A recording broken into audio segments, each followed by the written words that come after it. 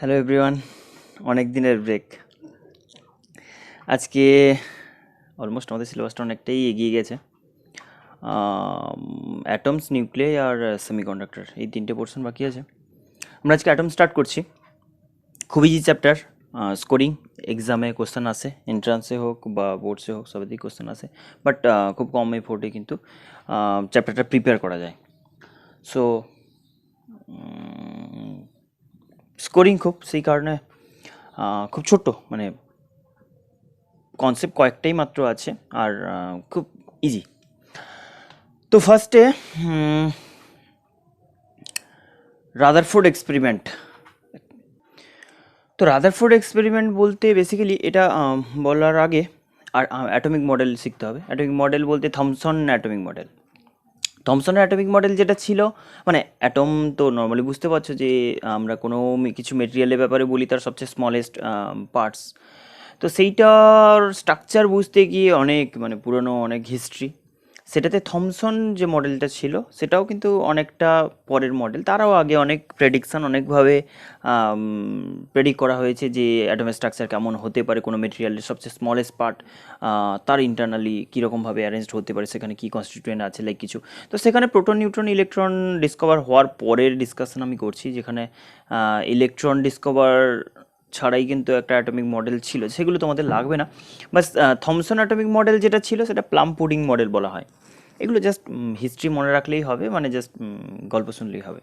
সেইখানে আমরা বলছি যে পুরো অ্যাটম বাল্ক মানে ভলিউমটা জুড়েই তোমার পজিটিভ আর নেগেটিভ চার্জটা uniformly distributed. Positive charge proton আর নেগেটিভলি চার্জ ইলেকট্রনগুলো ইউনিফর্মলি ডিস্ট্রিবিউট। প্লাম পুডিং বলতে ওই প্লাম পুডিং যেটা ওই দুধার পায়েসের মধ্যে কিসমিস লাইক।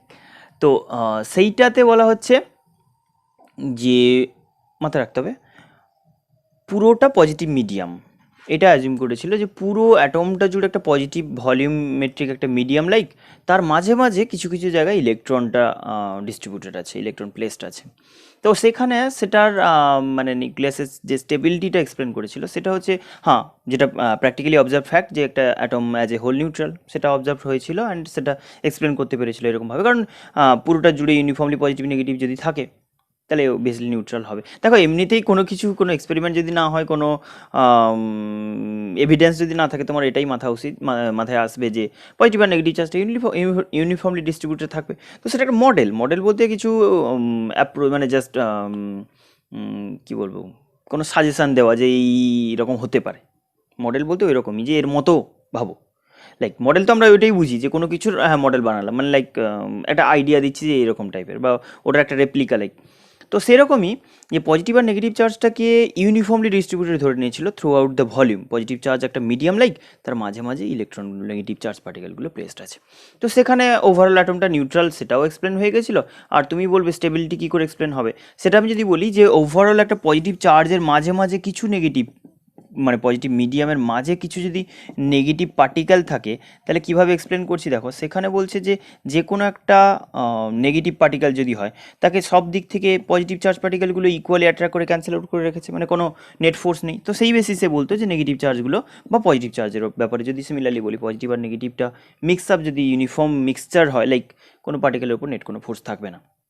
তো সেই বেসিসেই এটার স্ট্রাকচার এক্সপ্লেন করেছিল যে হ্যাঁ, মোটামুটিভাবে বলা যায় যে নিউক্লিয়াস মানে এই চার্জগুলো কীভাবে স্টে করে আর অ্যাটমটা কীভাবে নিউট্রাল, সব কিছু এক্সপ্লেন করেছিল। কিন্তু তারপরে সবচেয়ে বড় ব্রেক থ্রু যেটা ছিল সেটা হচ্ছে রাদারফোর্ড এক্সপেরিমেন্ট। এটা থমসন অ্যাটমিক মডেল, যেটা মানে যেটা ফেলিওর বলা হয় যদি, মানে বেসিক্যালি কেন এক্সপ্লেন করতে পারেনি বা এটা ভুল কখন প্রুভ হলো, সেটা হচ্ছে রাদারফোর্ড এক্সপেরিমেন্ট যখন হলো, Rutherford alpha particle scattering. Actually Rutherford alpha particle স্ক্যাটারিংটা বলা ভুল, তার কারণ হচ্ছে রাদারফোর্ড এক্সপেরিমেন্টটা রাদারফোর্ড কিন্তু করেন। অ্যাকচুয়ালি ওই ইয়ে থাকে না, মানে ফলোয়ার্স থাকে না যেরকম, মানে এখানে তোমার অ্যাসোসিয়েট বলে। তো অ্যাসোসিয়েট যারা ছিল তারা হচ্ছে মানে মেনলি তোমার কী যেন ছিল, গেইগার আর মার্স্টন। তো এরা দুজন এক্সপেরিমেন্টটা করেছিল, কিন্তু এটা রাদারফোর্ডের আন্ডারে হয়েছিল, ওই কারণে রাদারফোর্ড এক্সপেরিমেন্ট হিসাবেই মেনলি পপুলার। তার থেকে বেশি ইম্পর্ট্যান্ট, মানে বেশি popular alpha particle scattering, gold foil scattering, এইসব নামে। তো রাদারফোর্ড এক্সপেরিমেন্ট যেটা বলছি, বা রাদারফোর্ডের আলফা পার্টিকেল স্ক্যাটারিং, সেই এক্সপেরিমেন্টে কি করা হচ্ছে না, গোল্ড ফয়েল দিয়ে তার ভেতর দিয়ে জাস্ট আলফা পার্টিকেলকে স্ক্যাটার করা হচ্ছে। সেইখানে আলফা পার্টিকেল স্ক্যাটার করলে তার যে ডেভিয়েশন, আলফা পার্টিকেলটা পাস করলে একটা ফয়েলের ভেতর দিয়ে, ফয়েল বলতে just thin sheet of gold. তুমি বলবে গোল্ড দিয়ে কেন হলো না, গোল্ড দিয়ে ব্যাপারটা বলা খুব ডিফিকাল্ট। এমনিতে সব টাইপের মেটেরিয়াল দিয়েই হয়েছে, কিন্তু গোল্ড দিয়ে পপুলারিটি পেয়েছিল অনেকটা আইডিয়াল নেচারের এক্সপেরিমেন্ট হয়েছিল, অনেক কিছু মানে ডেটার সাথে মেলেনি, অনেকগুলো প্রবলেম হয়েছে, ডিফারেন্ট টাইপের মেটালের কাজ করেছিল। অবভিয়াসলি একটা এক্সপেরিমেন্ট কেউ তো আর একদিন করেছে এরকম না, সায়েন্টিস্টরা কোনো কিছুর ব্যাপারে করছে মানে মানে লাইফই পুরো দিয়ে দিচ্ছে যে ওটার পেছনে। তো সেখানে ডিফারেন্ট টাইপের মেটাল বা মেটেরিয়াল দিয়ে এক্সপেরিমেন্টটা হয়েছে, তাদের মধ্যে গোল্ডটা বেশি সাকসেসফুল হয়েছে, গোল্ড এক্সপেরিমেন্টটা বেশি, গোল্ড ফয়েল দিয়ে এক্সপেরিমেন্টটা বেশি অ্যাকসেপ্ট করা হয়েছে। তার কারণ হচ্ছে ফার্স্ট অফ অল গোল্ড খুব হার্ড মেটাল, আরও অনেক ফ্যাক্টর আছে, আমরা এমনিতে বেসিক যদি মনে রাখি তাহলে বলবো গোল্ড খুব হার্ড মেটাল হওয়ার জন্য খুব থিন সিট ক্রিয়েট করা যায়, গোল্ডের সিটটা খুব থিন ক্রিয়েট করা যায়। এটা থিকনেস বলছে এমনিতে জেনে রাখো, মানে জানো তো সবাই, জুয়েলারিতে টুয়েলতে ইউজ করা হয়, তার কাজ হচ্ছে মানে খুবই স্মল সাইজ, খুব থিন, অনেকটা হার্ড বানানো যায়, খুব থিন মানে থিকনেস কম করেও কিন্তু অনেকটা হার্ড, অনেক বেশি স্টেবিলিটি বানানো যায়। তো সেটা বলছে যে 2.1 × 10⁻⁷ থিকনেস মিটার পর্যন্ত থিকনেস এক্সপেরিমেন্ট হয়েছে। বুঝতে পারছো থিকনেসটা আমি বলছি, মানে একটা জাস্ট পেপার পেজ ভাবো না, এইটা হলেও তোমার মিলিমিটার মাইক্রোমিটার এরকম অর্ডারের হবে, মাইক্রোমিটার হবে না অবভিয়াসলি, মাইক্রোমিটার হবে না, কিন্তু বলছে মেটাল সিটটাকে এইরকম অর্ডারের, মানে মাইক্রোমিটারেরও কম, কত 0.2 মাইক্রোমিটার বলছি থিকনেস। বুঝতেই পারছো কতটা স্মল থিকনেস ক্রিয়েট করা যায়। এতে কি হয় না, এই যে থিকনেস ওয়াইজ যদি ভাবো না, একটা সিট, জাস্ট আমি এটা একটা সিট বলছি, তাহলে এইখানে যে এই যে থিকনেসটা দেখছো, মানে জাস্ট এটা একটা সিট যদি বলি, তাহলে এই সিটের যে এই থিক ওয়াল না, এই থিকনেসে কয়েকটা মাত্র অ্যাটম থাকবে, খুব একটা বেশি অ্যাটম থাকবে না, যদিও অনেক কটা বেশি থাকা উচিত, তাও আমি বলতে পারি অন্যান্য মেটালের রেসপেক্ট এটা অনেকটা বেশি।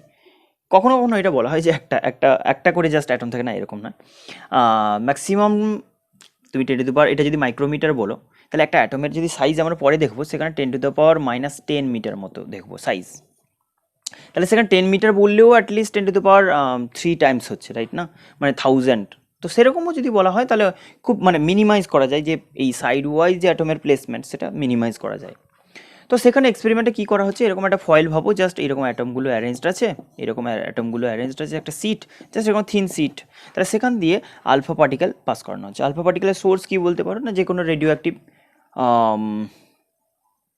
বিসমাথ, বিআই বলতে পারো, বিআই প্রবাবলি ইউজ হয়েছিল, সেটা লেড বক্সের মধ্যে রাখা হয়, জানো এমনিতে রেডিও অ্যাক্টিভিটি যখন করবে সেগুলো ডিটেলস জানবে। তো সেখান থেকে এই সোর্স থেকে আলফা পার্টিকেলগুলো স্ক্যাটার্ড না তাদের এমিটেড হচ্ছে, কলিমেটেড ওয়েতে যদি পাস করাই, সেইগুলো ডিফারেন্ট ডিরেকশানে স্ক্যাটার্ড হবে এই ফয়েলের ভেতর দিয়ে। তুমি বলবে ফয়েলের ভেতর ধাক্কা খেতে পড়ে যাবে, না এরকম নয়, যখনই এরকম লেভেলের থিন সিট বানাবে না, তখন আর ব্যাপারটা মেকানিক্যাল থাকবে না, মানে একদম ওই অ্যাটমিক লেভেলে চলে যাবে, মানে সিট নর্মাল। তুমি ব্যাপারটা ভাবো, একটা পেজ তো আলফা পার্টিকেল, বুঝতেই পারছো তাদেরকে, মানে তুমি ভাববে কী করে যে একটা পার্টিকেল এর ভেতর দিয়ে পেনিট্রেট করে চলে যাবে কী করে, এটা তো মানে সলিড সিট না, পার্টিকেলটাকে ইমাজিন করতে হবে এরকমভাবে অ্যাটমিক লেভেলের, যে একটা অ্যাটম তার মতো সাইজের, লাইক আরও ছোটো হিলিয়াম মলিকুল। আলফা পার্টিকেল তো জানো না, আলফা পার্টিকেল বলতে কি 2He4 helium nucleus, 2He4 2+, ডাবলি ionised, only helium nucleus, এই কারণে বলি। হিলিয়াম অ্যাটমের স্ট্রাকচার কি, হিলিয়াম অ্যাটমের স্ট্রাকচার হচ্ছে, তখনও যদিও অ্যাটমের কোনো স্ট্রাকচার মানে কোনো আইডিয়া ছিল না, বাস এখান থেকে কোনো রেডিয়েশন বেরোয়, পার্টিকেল বেরোয়, সেগুলোর পাস করায়, সেটার ব্যাপারে একটু আইডিয়া হয়ে গেছিলো, যেটা পজিটিভলি চার্জ পার্টিকেল লাইক। কিন্তু ও যে হিলিয়াম অ্যাটমের নিউক্লিয়াস, আদৌ অ্যাটমিক স্ট্রাকচারের ব্যাপারে কোনো আইডিয়া ছিল না, এক্সপেরিমেন্ট করা হচ্ছে তখন। তো সেটা জাস্ট আলফা পার্টিকেল ভেবে নিয়ে যে পজিটিভলি চার্জ পার্টিকেল একটা হয়, ইলেকট্রনের ডাবল চার্জের হয়, এরকম কিছু প্রপার্টি জেনে গেছিলো, যে সেইটা দিয়ে যদি এক্সপেরিমেন্ট করা হয়, পার্টিকেলগুলোকে পাস করানো হয়, maximum number of alpha particle undeviated straight pass করে আছে।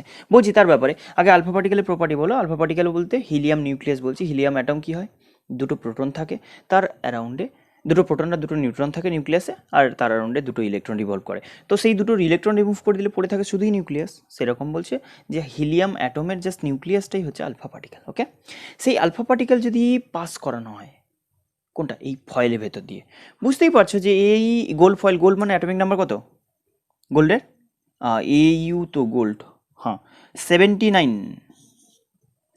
অ্যাটমিক নাম্বার, প্রচুর বড় সাইজের নিউক্লিয়াস হবে, মানে এখন আমরা প্র্যাকটিক্যালি যদি ভাবি, তাহলে সেই রেসপেক্টে এই আলফা পার্টিকেল খুব ছোট্ট। তাহলে এইটা অ্যাটমের রেসপেক্টে খুব ছোট যদি হয় আমরা ইমাজিন করতে পারবো না। মানে সিম্পল একটা পেপার ভাবো, মানে পেজ, কপির একটা পেজ, সেখান দিয়ে এই পার্টিকেলটা ইজিলি পাস করে যাবে। তুমি বলবে তাহলে তো ফুটো হয়ে যাবে, পেনিট্রেট করবে না। তো এগুলো দেখে বোঝা যাবে না, এরকম ভাবে না, এরকম মেকানিক্যাল লেভেলে, মানে অ্যাটমিক লেভেল ব্যাপারটা মানে ইনভিজিবল, এরকমভাবে ফিল করা যাবে না। কিন্তু এই যে মানে হয় না, মানে স্পেসিং আছে পুরো, আমরা জানি যেগুলো, তো সেরকমভাবে আলফা পার্টিকেলগুলো ম্যাক্সিমাম পেনিট্রেট করে চলে যাবে। কিন্তু কোনো অবভিয়াসলি এটা ফিল করবে যে আলফা পার্টিকেল বলছি মানে এরা গেলে তুমি দেখতে পাবে না কোথাও, কোনো কিছুর ভেতর দিয়ে যদি যায়। তো সেরকমভাবে গোল্ড ফয়েলের ভেতর দিয়ে maximum number of alpha particle কিন্তু পাস করে যাচ্ছে। তো সেখানে গোল্ড ফয়েলের ভেতর দিয়ে পাস করার পরে ডিফারেন্ট সাইডের ডেভিয়েশন যেটা অবজার্ভ হলো, জাস্ট এটাকে আমি এমনি মেকানিক্যালি দেখাচ্ছি। তাহলে এই আলফা পার্টিকেলটা যখন স্ক্যাটার্ড হচ্ছে না, নট স্ক্যাটার্ড হচ্ছে, এটার ভেতর দিয়ে পাস করছে, সেইটাতে স্ক্যাটার্ড হয়ে যাচ্ছে, মানে ডিফারেন্ট ডিরেকশানে ডিফ্লেক্টেড হয়ে যাচ্ছে। তাহলে কোনো একটা গোল্ড ফয়েল যদি আমি বলি, সেই ফয়েলের সামনে দিয়ে আলফা পার্টিকেল যখন পাস করছে, আমরা ডিফারেন্ট ডিরেকশানে ডিটেক্টর রাখছি বা স্ক্রিন রাখতে পারি, এবং সার্কুলার শেপের স্ক্রিন রাখা হয়, বইতে দেখবে এগুলো দেওয়া আছে। তো এরকম টাইপের, এরকম সার্কুলার শেপের একটা মানে সিড লাইক ইয়ে রাখা হয়, যদি জেডএনএস জিঙ্ক সালফাইডের একটা লেয়ার দেওয়া একটা স্ক্রিন যদি বলা হয়, সেখানে স্ক্রিন লেসন ক্রিয়েট হবে, যেখানে আলফা পার্টিকেলটা স্ক্যাটার্ড করবে, সেখানে একটা স্পার্ক ক্রিয়েট হবে। খুবই মানে অবভিয়াসলি তারও ডিটেক্টর থাকবে, ডিটেক্ট করে দেখা হবে যে কোন ডিরেকশানে কতটা ডিফ্লেক্টেড হয়েছে। তো এরকম ডিফারেন্ট ডিরেকশান শুধু এখানে নয়, মানে পুরো 180 সব ডিরেকশানে ডিফ্লেকশান আমি অবজার্ভ করছি। জাস্ট এখান থেকে পাস করিয়ে আমরা দেখছিলাম কোন দিকে বেশি নাম্বার অফ আলফা পার্টিকেল বেরোচ্ছে। একটাই কলিমেটেড সিট মানে কলিমেটেড বিম পাঠাচ্ছি অফ আলফা পার্টিকেল, সেটা ডিফারেন্ট ডিরেকশানে কীরকমভাবে বিহেভ করছে, মানে জাস্ট এই ফয়েলটার ভেতর দিয়ে যখন পাস করছে, ফয়েলটার ভেতর দিয়ে যখন পাস করছে, তখন ডিফারেন্ট ডিরেকশানে ডিফ্লেক্টেড হয়ে পড়ছে, প্র্যাকটিক্যালি অবজার্ভ করছি। অ্যান্ড সেই ডিফ্লেক্টেড পার্টটা কোন ডিরেকশানে কতটা ইন্টেন্স, কত বেশি নাম্বার অফ পার্টিকেল যাচ্ছে, সেটাই আমরা অবজার্ভ করছি এখন। এক্সপেরিমেন্টালি এটা অবজার্ভ করে দেখা যাচ্ছে যে most of the alpha particle straight এই জায়গার মধ্যে সবাই কতটা এক্সপেরিমেন্টালি বলছে যে 99.986% মতো, অলমোস্ট আনডেভিয়েটেড, 1 ডিগ্রিরও কম, আনডেভিয়েটেডই বলতে পারি। তাহলে আমি বলতে পারি গ্রেটার দেন 1, মানে ফার্স্ট অবজারভেশন কী হলো, অবজারভেশনের ফার্স্ট পয়েন্ট কী বলবো, যে মোর দেন 99%, 99.9% অ্যাপ্রক্সিমেটলি আলফা পার্টিকেল কী বলবে, পাস্ট আনডেভিয়েটেড থ্রু দ্য ফয়েল। ওকে, আনডেভিয়েটেড ওয়েতে পাস করে যায়। এবার আমি বলি মানে লেস দেন 1 ডিগ্রি তো বুঝতেই পারছো একদম ডেভিয়েশন হয়নি যেন, ম্যাক্সিমাম আলফা পার্টিকেলগুলো পাস করে যাচ্ছে। তুমি বলছো ডেভিয়েশনের কথা হঠাৎ করে এলো কোথায়, প্র্যাকটিক্যালি অবজার্ভ ফ্যাক্ট বলছি যে ডিফারেন্ট ডিরেকশানে এখানেও কিছু আলফা পার্টিকেল, কলিমেটেড বিম পাঠিয়েছিলে শুধু এদিকে যাচ্ছিল, এখানেও কিছু আলফা পার্টিকেল পাচ্ছ, স্ক্যাটার্ড হয়ে গেছে। তাহলে আমি বলতে পারি ডেভিয়েশন হচ্ছে। সেটার মধ্যে আনডেভিয়েটেড ম্যাক্সিমাম 99.9% মতো, 0.1% এর একটু বেশি, 0.14% গ্রেটার দেন 1 ডিগ্রি ডেভিয়েশন। কী বলছি, লেস দেন 1 ডিগ্রি থিটা, মানে ডেভিয়েশন যেদিকে ডিফ্লেক্টেড হচ্ছে, এটা আমি থিটা বলছি suppose, theta less than 1 degree, less than theta 1 degree বলছি, পার্সেন্টেজ কত, 99.9%, 86% মতো। তাহলে পড়ে থাকলে তোমার হচ্ছে থিটা গ্রেটার দেন 1 ডিগ্রি, 1 ডিগ্রি থেকে গ্রেটার ডেভিয়েশন, এইটা বলছি 0.14% মতো। বুঝতেই পারছো কেউই ডেভিয়েট হচ্ছে না, অলমোস্ট বলতে পারি 100 জনের মধ্যে 99 জনের বেশি। এইটা বলছে যে, এইটা ফার্স্ট বললাম, যদি বলা হয় 1 আউট অফ 8,000-এর মধ্যে only 1 number of alpha particle more then, ডেভিয়েশনটা বলছে theta greater than 90 degree, 90 degree থেকে মানে এর থেকে এদিকে আসছে, এদিক করে আসছে, সেটা 8,000-এর মধ্যে আউট অফ 8,001 একটা মাত্র আলফা পার্টিকেল বলছি।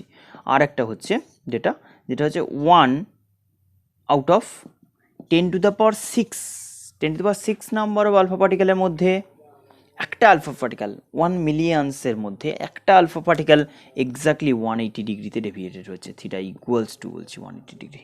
ক্লিয়ার হলো কথাটা, যে ডিফারেন্ট অ্যাঙ্গেলে আলফা পার্টিকেলগুলো স্ক্যাটার্ড হচ্ছে। তার মধ্যে আমরা অবজারভেশনগুলো এরকম বলছি যে একদম সোজাই সব চলে যাচ্ছে অলমোস্ট বলতে পারি, রেয়ার 2-1 এদিকে পরপর, হ্যাঁ অবভিয়াসলি মাথায় রাখতে হবে যে অ্যাঙ্গেল আমি পরপর দেখো ডেটাগুলো এরকমই দেখিয়েছি যে ডিফারেন্ট ডিরেকশান এইদিকে আসার চান্স একদমই কম, রেয়ার একদম, মানে খুব কপাল না খারাপ থাকলে এরকম হয় না যে 10⁻1 মিলিয়ন, 10⁶ km, এখন ভিউ তো বুঝো তোমরা, তো 10⁶ নাম্বার অফ আলফা পার্টিকেলের মধ্যে একটা আলফা পার্টিকেল বলছি জাস্ট সেম পাথ রিট্রেস করে ব্যাক করছে, অপোজিট পাথে ব্যাক করে চলে আসছে। বাকি সব ডিফারেন্ট অ্যাঙ্গেলে আমরা বলবো এর আশেপাশে সবচেয়ে বেশি ইন্টেন্সিটি যদি বলা হয়, মানে আলফা পার্টিকেলের স্ক্যাটারিং ডিফারেন্ট অ্যাঙ্গেলে অবজারভেশন যদি বলি, তাতে বেশি নাম্বার অফ আলফা পার্টিকেল, মানে অলমোস্ট সবই এখানে চলে এসেছে, রিয়ার দু একটা এদিক ওদিক, বাট সেটার মধ্যেও কিন্তু ডিফারেন্ট অ্যাঙ্গেলে যে স্ক্যাটারিংটা, ডিফারেন্ট অ্যাঙ্গেলে যে ডেভিয়েশনটা, সেটা কিন্তু পরপর কমবে। সবচেয়ে একদম জিরো অ্যাঙ্গেলে মিনিমাম, ম্যাক্সিমাম, আর স্ক্যাটারিংগুলো পরপর কমবে। সেটা অ্যাঙ্গেল ওয়াইজ তুমি যদি প্লট একটা দেখো, সেখানে আমরা বলছি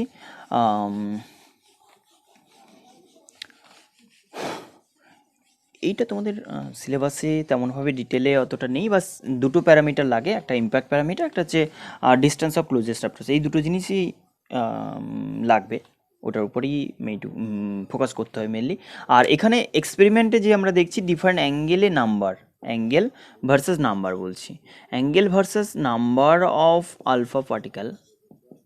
আলফা পার্টিকেলের নাম্বার ডিফারেন্ট অ্যাঙ্গেলে যদি বলি, সেখানে আমরা দেখবো স্টার্ট হলো 0 ডিগ্রির কাছাকাছি অ্যাঙ্গেলে ম্যাক্সিমাম, সেটা এরকমভাবে exponential growth like, exponential decay like, যত থিটা বাড়াবে এটা টেন্স টু 0 দিকে চলে যাবে। বুঝতে পারছো, 10⁻6 মধ্যে একটা 180, তাহলে 180 কোথায় হবে, মানে একদম টাচ করে যাবে অলমোস্ট লাইনকে। সেখানে আমরা বলছি angle versus number of alpha particle. যত টেন্স টু 0 অ্যাঙ্গেল বলবো, নাম্বার অফ আলফা পার্টিকেল অনেকটা বেশি হবে, যত অ্যাঙ্গেলটা বাড়াতে থাকবো আস্তে আস্তে ডিক্রিজ করবে ডিফারেন্ট অ্যাঙ্গেলে, এরকম টাইপের বলছি। এগুলো বেসিক্যালি ডেটা এগুলো কালেক্ট করে এরকমভাবে এক্সপেরিমেন্টালি অবজার্ভ করা গেছে। তো সেখানে একটা অ্যাপ্রক্সিমেট রিলেশান, যদিও এক্স্যাক্ট রিলেশান বুঝতেই পারছো কত ডিফিকাল্ট, কত ইনফরমেটিভ হওয়ার দরকার আছে। তো সেখানে রিলেশানটা বলছে যে number of alpha particle at certain angle number of alpha particle equals to K constant, একটা আরবিট্রারি কনস্ট্যান্ট, কিছু মানে এটার ভ্যালু বলা খুব মুশকিল, বাস কম্পেয়ার করার জন্য এই রিলেশান বলতে পারি কোন অ্যাঙ্গেলে কীরকম হয়। সেটা যদি বলা হয় কে ইন্টু হচ্ছে Z² বাই হচ্ছে sine θ/2 whole to the power 4, তো এরকম একটা রিলেশান, সেটা জেডের উপর ডিপেন্ড করবে। আমি বললাম না জেডটা কি, জেড হচ্ছে তোমার কি না, যে ফয়েলটা ইউজ করছো, যে মেটালটা ইউজ করছো, তারই অ্যাটমিক নাম্বার বলছি। এবার বুঝতেই পারছো, তুমি গোল্ড ফয়েলের কথা বলছি, তো বেসিক্যালি অন্যান্য মেটাল দিয়েও এক্সপেরিমেন্ট হয়েছে, তো সেটার বেসিসে একটা অবজারভেশন এটা সেট করেছিল, বাট এটা অ্যাপ্রক্সিমেট একটা ফর্মুলা। বাট মাথায় রাখতে হবে গোল্ড ফয়েল কিন্তু অনলি নয়, আদার টাইপ অফ মেটেরিয়াল দিয়েও কিন্তু হয়েছে। যাই হোক, সেখানে আমরা বলতে পারি ডিফারেন্ট অ্যাঙ্গেল, থিটা হচ্ছে অ্যাঙ্গেল অফ স্ক্যাটারিং। ব্যাপারটা কীরকম, ধরো এটা গোল্ড ফয়েল বললে, তাহলে আলফা পার্টিকেলটা যখন পাস করছে না এরকমভাবে ডিফারেন্ট অ্যাঙ্গেলে তো স্ক্যাটার্ড হচ্ছে, অরিজিনাল পাথ থেকে কতটা অ্যাঙ্গেলে স্ক্যাটার্ড হচ্ছে সেটা বলছি angle of scattering angle. Original path থেকে কতটা ডেভিয়েট হয়ে যাচ্ছে, এটা হচ্ছে স্ক্যাটারিং অ্যাঙ্গেল। তো স্ক্যাটারিং অ্যাঙ্গেল যত বাড়বে, দেখো স্ক্যাটারিং অ্যাঙ্গেল যত বাড়বে নাম্বারটা কমবে কী করে, না থিটা যত বাড়াবে সাইন থিটা ভ্যালু, দেখো এটা 180 আপ টু 180 ভ্যালু তুমি বাড়াতে পারো না স্ক্যাটারিং অ্যাঙ্গেলটা, সেটা মানে একদম এরকমভাবে ফিরে চলে আসছে, একদম রিটার্ন ব্যাক করছে। তো সেই ডিফারেন্ট অ্যাঙ্গেলে যেটা ডেভিয়েট করছে, স্ক্যাটার্ড হচ্ছে, স্ক্যাটারিং অ্যাঙ্গেল যেটা বলছো তার হাফ, মানে আপ টু 90 হতে পারে, 90 মানে একদম 180তে ফিরে আসা, কোনটা এইখানে বলছি θ/2 যেটা, তাহলে সেটা 180-র জন্য 90 বসাবে, মানে সাইন 90, মানে যত থিটা বাড়াবে এইটার উপর হাফ করো, যাই করো, আলটিমেট সাইন থিটা ভ্যালু বাড়বে যত এন কমবে, অটোমেটিক্যালি বোঝা যাচ্ছে আশা করি। তো এই হচ্ছে graph theta angle of scattering, মানে যে অ্যাঙ্গেলে স্ক্যাটার্ড হয়ে ডেভিয়েট করে যাচ্ছে যতটা, সেটার উপর ডিপেন্ড করে নাম্বার, যত অ্যাঙ্গেল বাড়াবে তত খুব র্যাপিডলি ডিক্রিজ করে যাবে নাম্বারটা। আচ্ছা, এই হচ্ছে ব্যাপার স্যাপার। এখানে এই অবজারভেশন, মানে এই যে অবজারভেশন যে maximum most of the alpha particle get undeviated, এইটা থেকে কি অবজারভেশন পেলো না, যাই হোক অ্যাটমের ম্যাক্সিমাম পোর্শন নেই স্পেস মিনস এমটি, কিছু নেই, যেটা কিন্তু প্লাম পুডিং মডেলকে ফার্স্ট ধাক্কাটা দিল যে ওটা ভুলভাল। কেন, ওখানে বলা হচ্ছে তোমার পুরোটা জুড়ে ইউনিফর্ম, কোথাও কোনো পার্সিয়ালিটি নেই, এখানে বেশি গ্যাদার্ড ওখানে কম, এরকম কিছু কনসেপ্ট ছিল না। তাহলে ফার্স্ট কিন্তু এটা প্র্যাকটিক্যালি অবজার্ভ ফ্যাক্ট, আর ওই মডেল ছিল প্রেডিকশন, জাস্ট একটা এক্সপ্লেন করা যে এরকমভাবে হতে পারে। মডেল তো বারবার বলছি, এটাও মডেল বেসিক্যালি, বাট এটা অনেকটা এক্সপেরিমেন্টালি করা, অনেক এভিডেন্স নিয়ে অ্যাপ্রোচ করা, তো সেই কারণে অনেকটা বেটার। আসবো পরপর, তার আগে আমি বলি সেটা প্রপারলি ভায়োলেট করেই গেল বলতে পারি। তার কারণ হচ্ছে এই যে অবজার্ভ ফ্যাক্ট বলছি যে কিছু number of alpha particle deviated হচ্ছে, ম্যাক্সিমাম চলে যাচ্ছে, তাহলে যে ডেভিয়েটেড হচ্ছে সে কোনোভাবে অবস্টাকেল ফেস করছে, কোথাও না কোথাও কেউ ওকে ডিফ্লেক্ট করাচ্ছে। বাট দেখো একটা দেখো, আমি এটা বলতে পারি না যে একদম ডিফ্লেক্টেড হয়ে চলে আসছে, যেটা সব তো আসছে না, একটা রেয়ার একাত্রা কিছু তো ডেভিয়েট হচ্ছে।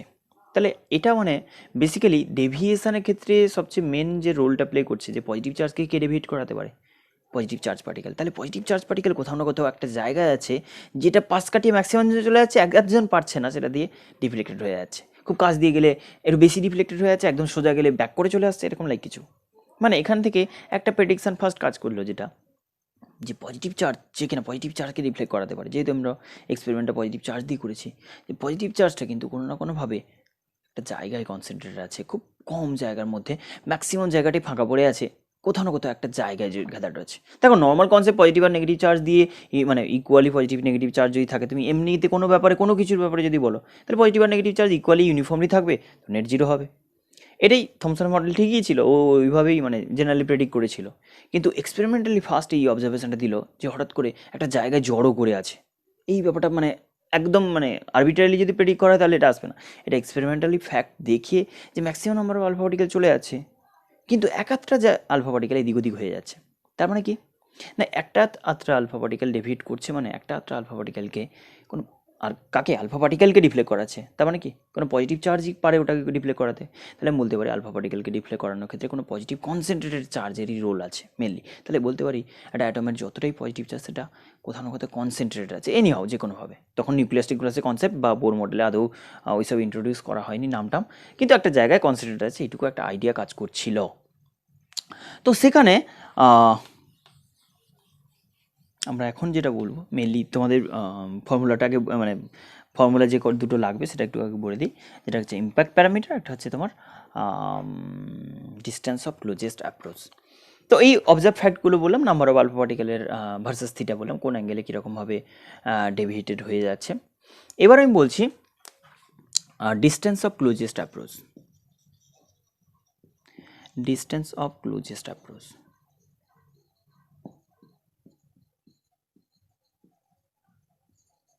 এটা কি বলছে না, কোনো একটা অ্যাটমের ক্ষেত্রে আমরা যদি ডিসকাস করি, আচ্ছা এটা তো অবজার্ভ ফ্যাক্ট হলো, তাহলে এখান থেকে কিছু মডেল দিল, মডেল মিন্স কিছু প্রেডিকশান। ফার্স্ট অফ অল যেটা বললো যে অ্যাটমের maximum portion space, second maximum portion যদি স্পেস থাকে তার মধ্যে কোনো না কোনো জায়গায় সব চার্জটা কনসেন্ট্রেটেড আছে, তখন নেগেটিভ চার্জের ব্যাপারে কিন্তু কোনো প্রেডিকশান কাজ মানে দেয়নি ইনিশিয়ালি, পরের দিকে মানে মডেল দিয়েছে। এক্সপেরিমেন্টের ফ্যাক্ট যদি আমি দেখি তাহলে কিন্তু জাস্ট আলফা পার্টিকেলের স্ক্যাটারিংয়ের ব্যাপারে এইটুকু বলতে পারি যে ম্যাক্সিমাম জায়গা ফাঁকা, কেউই ডেভিয়েট হচ্ছে না, রেয়ার কেউ নয়, রেয়ার একজন ডেভিয়েটেড হচ্ছে। তাহলে ডেভিয়েট করানোর ক্ষেত্রে রোল প্লে করতে পারে পজিটিভ চার্জ। তাহলে পজিটিভ চার্জ একটা জায়গায় কনসেন্ট্রেটেড আছে আর সেটাই আলফা পার্টিকেলগুলোকে স্ক্যাটার করাচ্ছে। তাহলে আমি বলতে পারি ম্যাক্সিমাম জায়গাটাই এমটি, রেয়ার একাত্রা জায়গায় চার্জগুলো কনসেন্ট্রেটেড আছে, পজিটিভ চার্জগুলো কনসেন্ট্রেটেড আছে বলতে পারি। ওকে, তো সেকেন্ড ইলেকট্রনগুলো তাহলে কোথায় থাকবে, এত তো অ্যাজ এ হোল নিউট্রাল, তাহলে obviously equal number of electron থাকবে।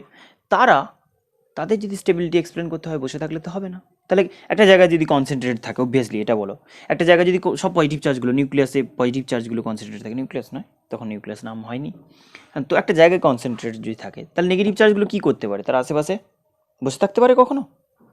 বসে থাকাটা খুব ডিফিকাল্ট, এটাও খুব ডিফিকাল্ট একটা ব্যাপার। এই ব্যাপারটা এক্সপ্লেন করবো কী করে, একটা জায়গায় যদি পজিটিভ চার্জ থাকে তাহলে বাকি নেগেটিভ চার্জগুলো কোথায় থাকবে, কী করে থাকবে?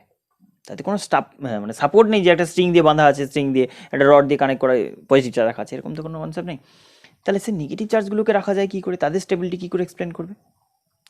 দেখো এমনিতে তুমি বলছো নন লিভিং কোনো মানে অবজেক্ট, মানে নর্মালি আমরা যে কোনো যাদের লাইফ নেই তাদের কী দেখি এমনি নর্মালি স্টেবল রেস্ট, কিন্তু রেস্টে তো এটাকে কোনোভাবে কিছু বলা যাচ্ছে না, এটাও প্রেডিকশান যে পজিটিভ চার্জের অ্যারাউন্ডে নেগেটিভ চার্জগুলো কী করে স্টেবলি থাকতে পারে। তুমি তো বলতে পারো না সব জায়গায় একটা জায়গা মানে সব জায়গায় পুরোটা গ্যাদার্ড হয়ে আছে পজিটিভ আর নেগেটিভ চার্জ, কেন পারো না?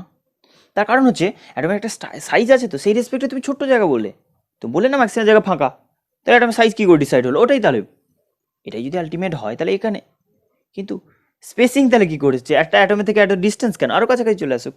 একটা মেটেরিয়াল যখন ফর্ম করছে তাহলে তার যদি এই জায়গাটা সব কিছুই থেকে যায় তাহলে বাকি জায়গা ফাঁকা যদি বলো, ফাঁকা জায়গায় কি ফাঁকা পুরো না, সেখানে তখন বললো যে এর অ্যারাউন্ডে যে স্পেস পোর্শন সেইগুলোতেই মেনলি ইলেকট্রনগুলো রাদার রিভলভ করছে। তখন গ্র্যাভিটেশনের কনসেপ্ট একটু একটু তো অবভিয়াসলি মাথায় আছে সবার।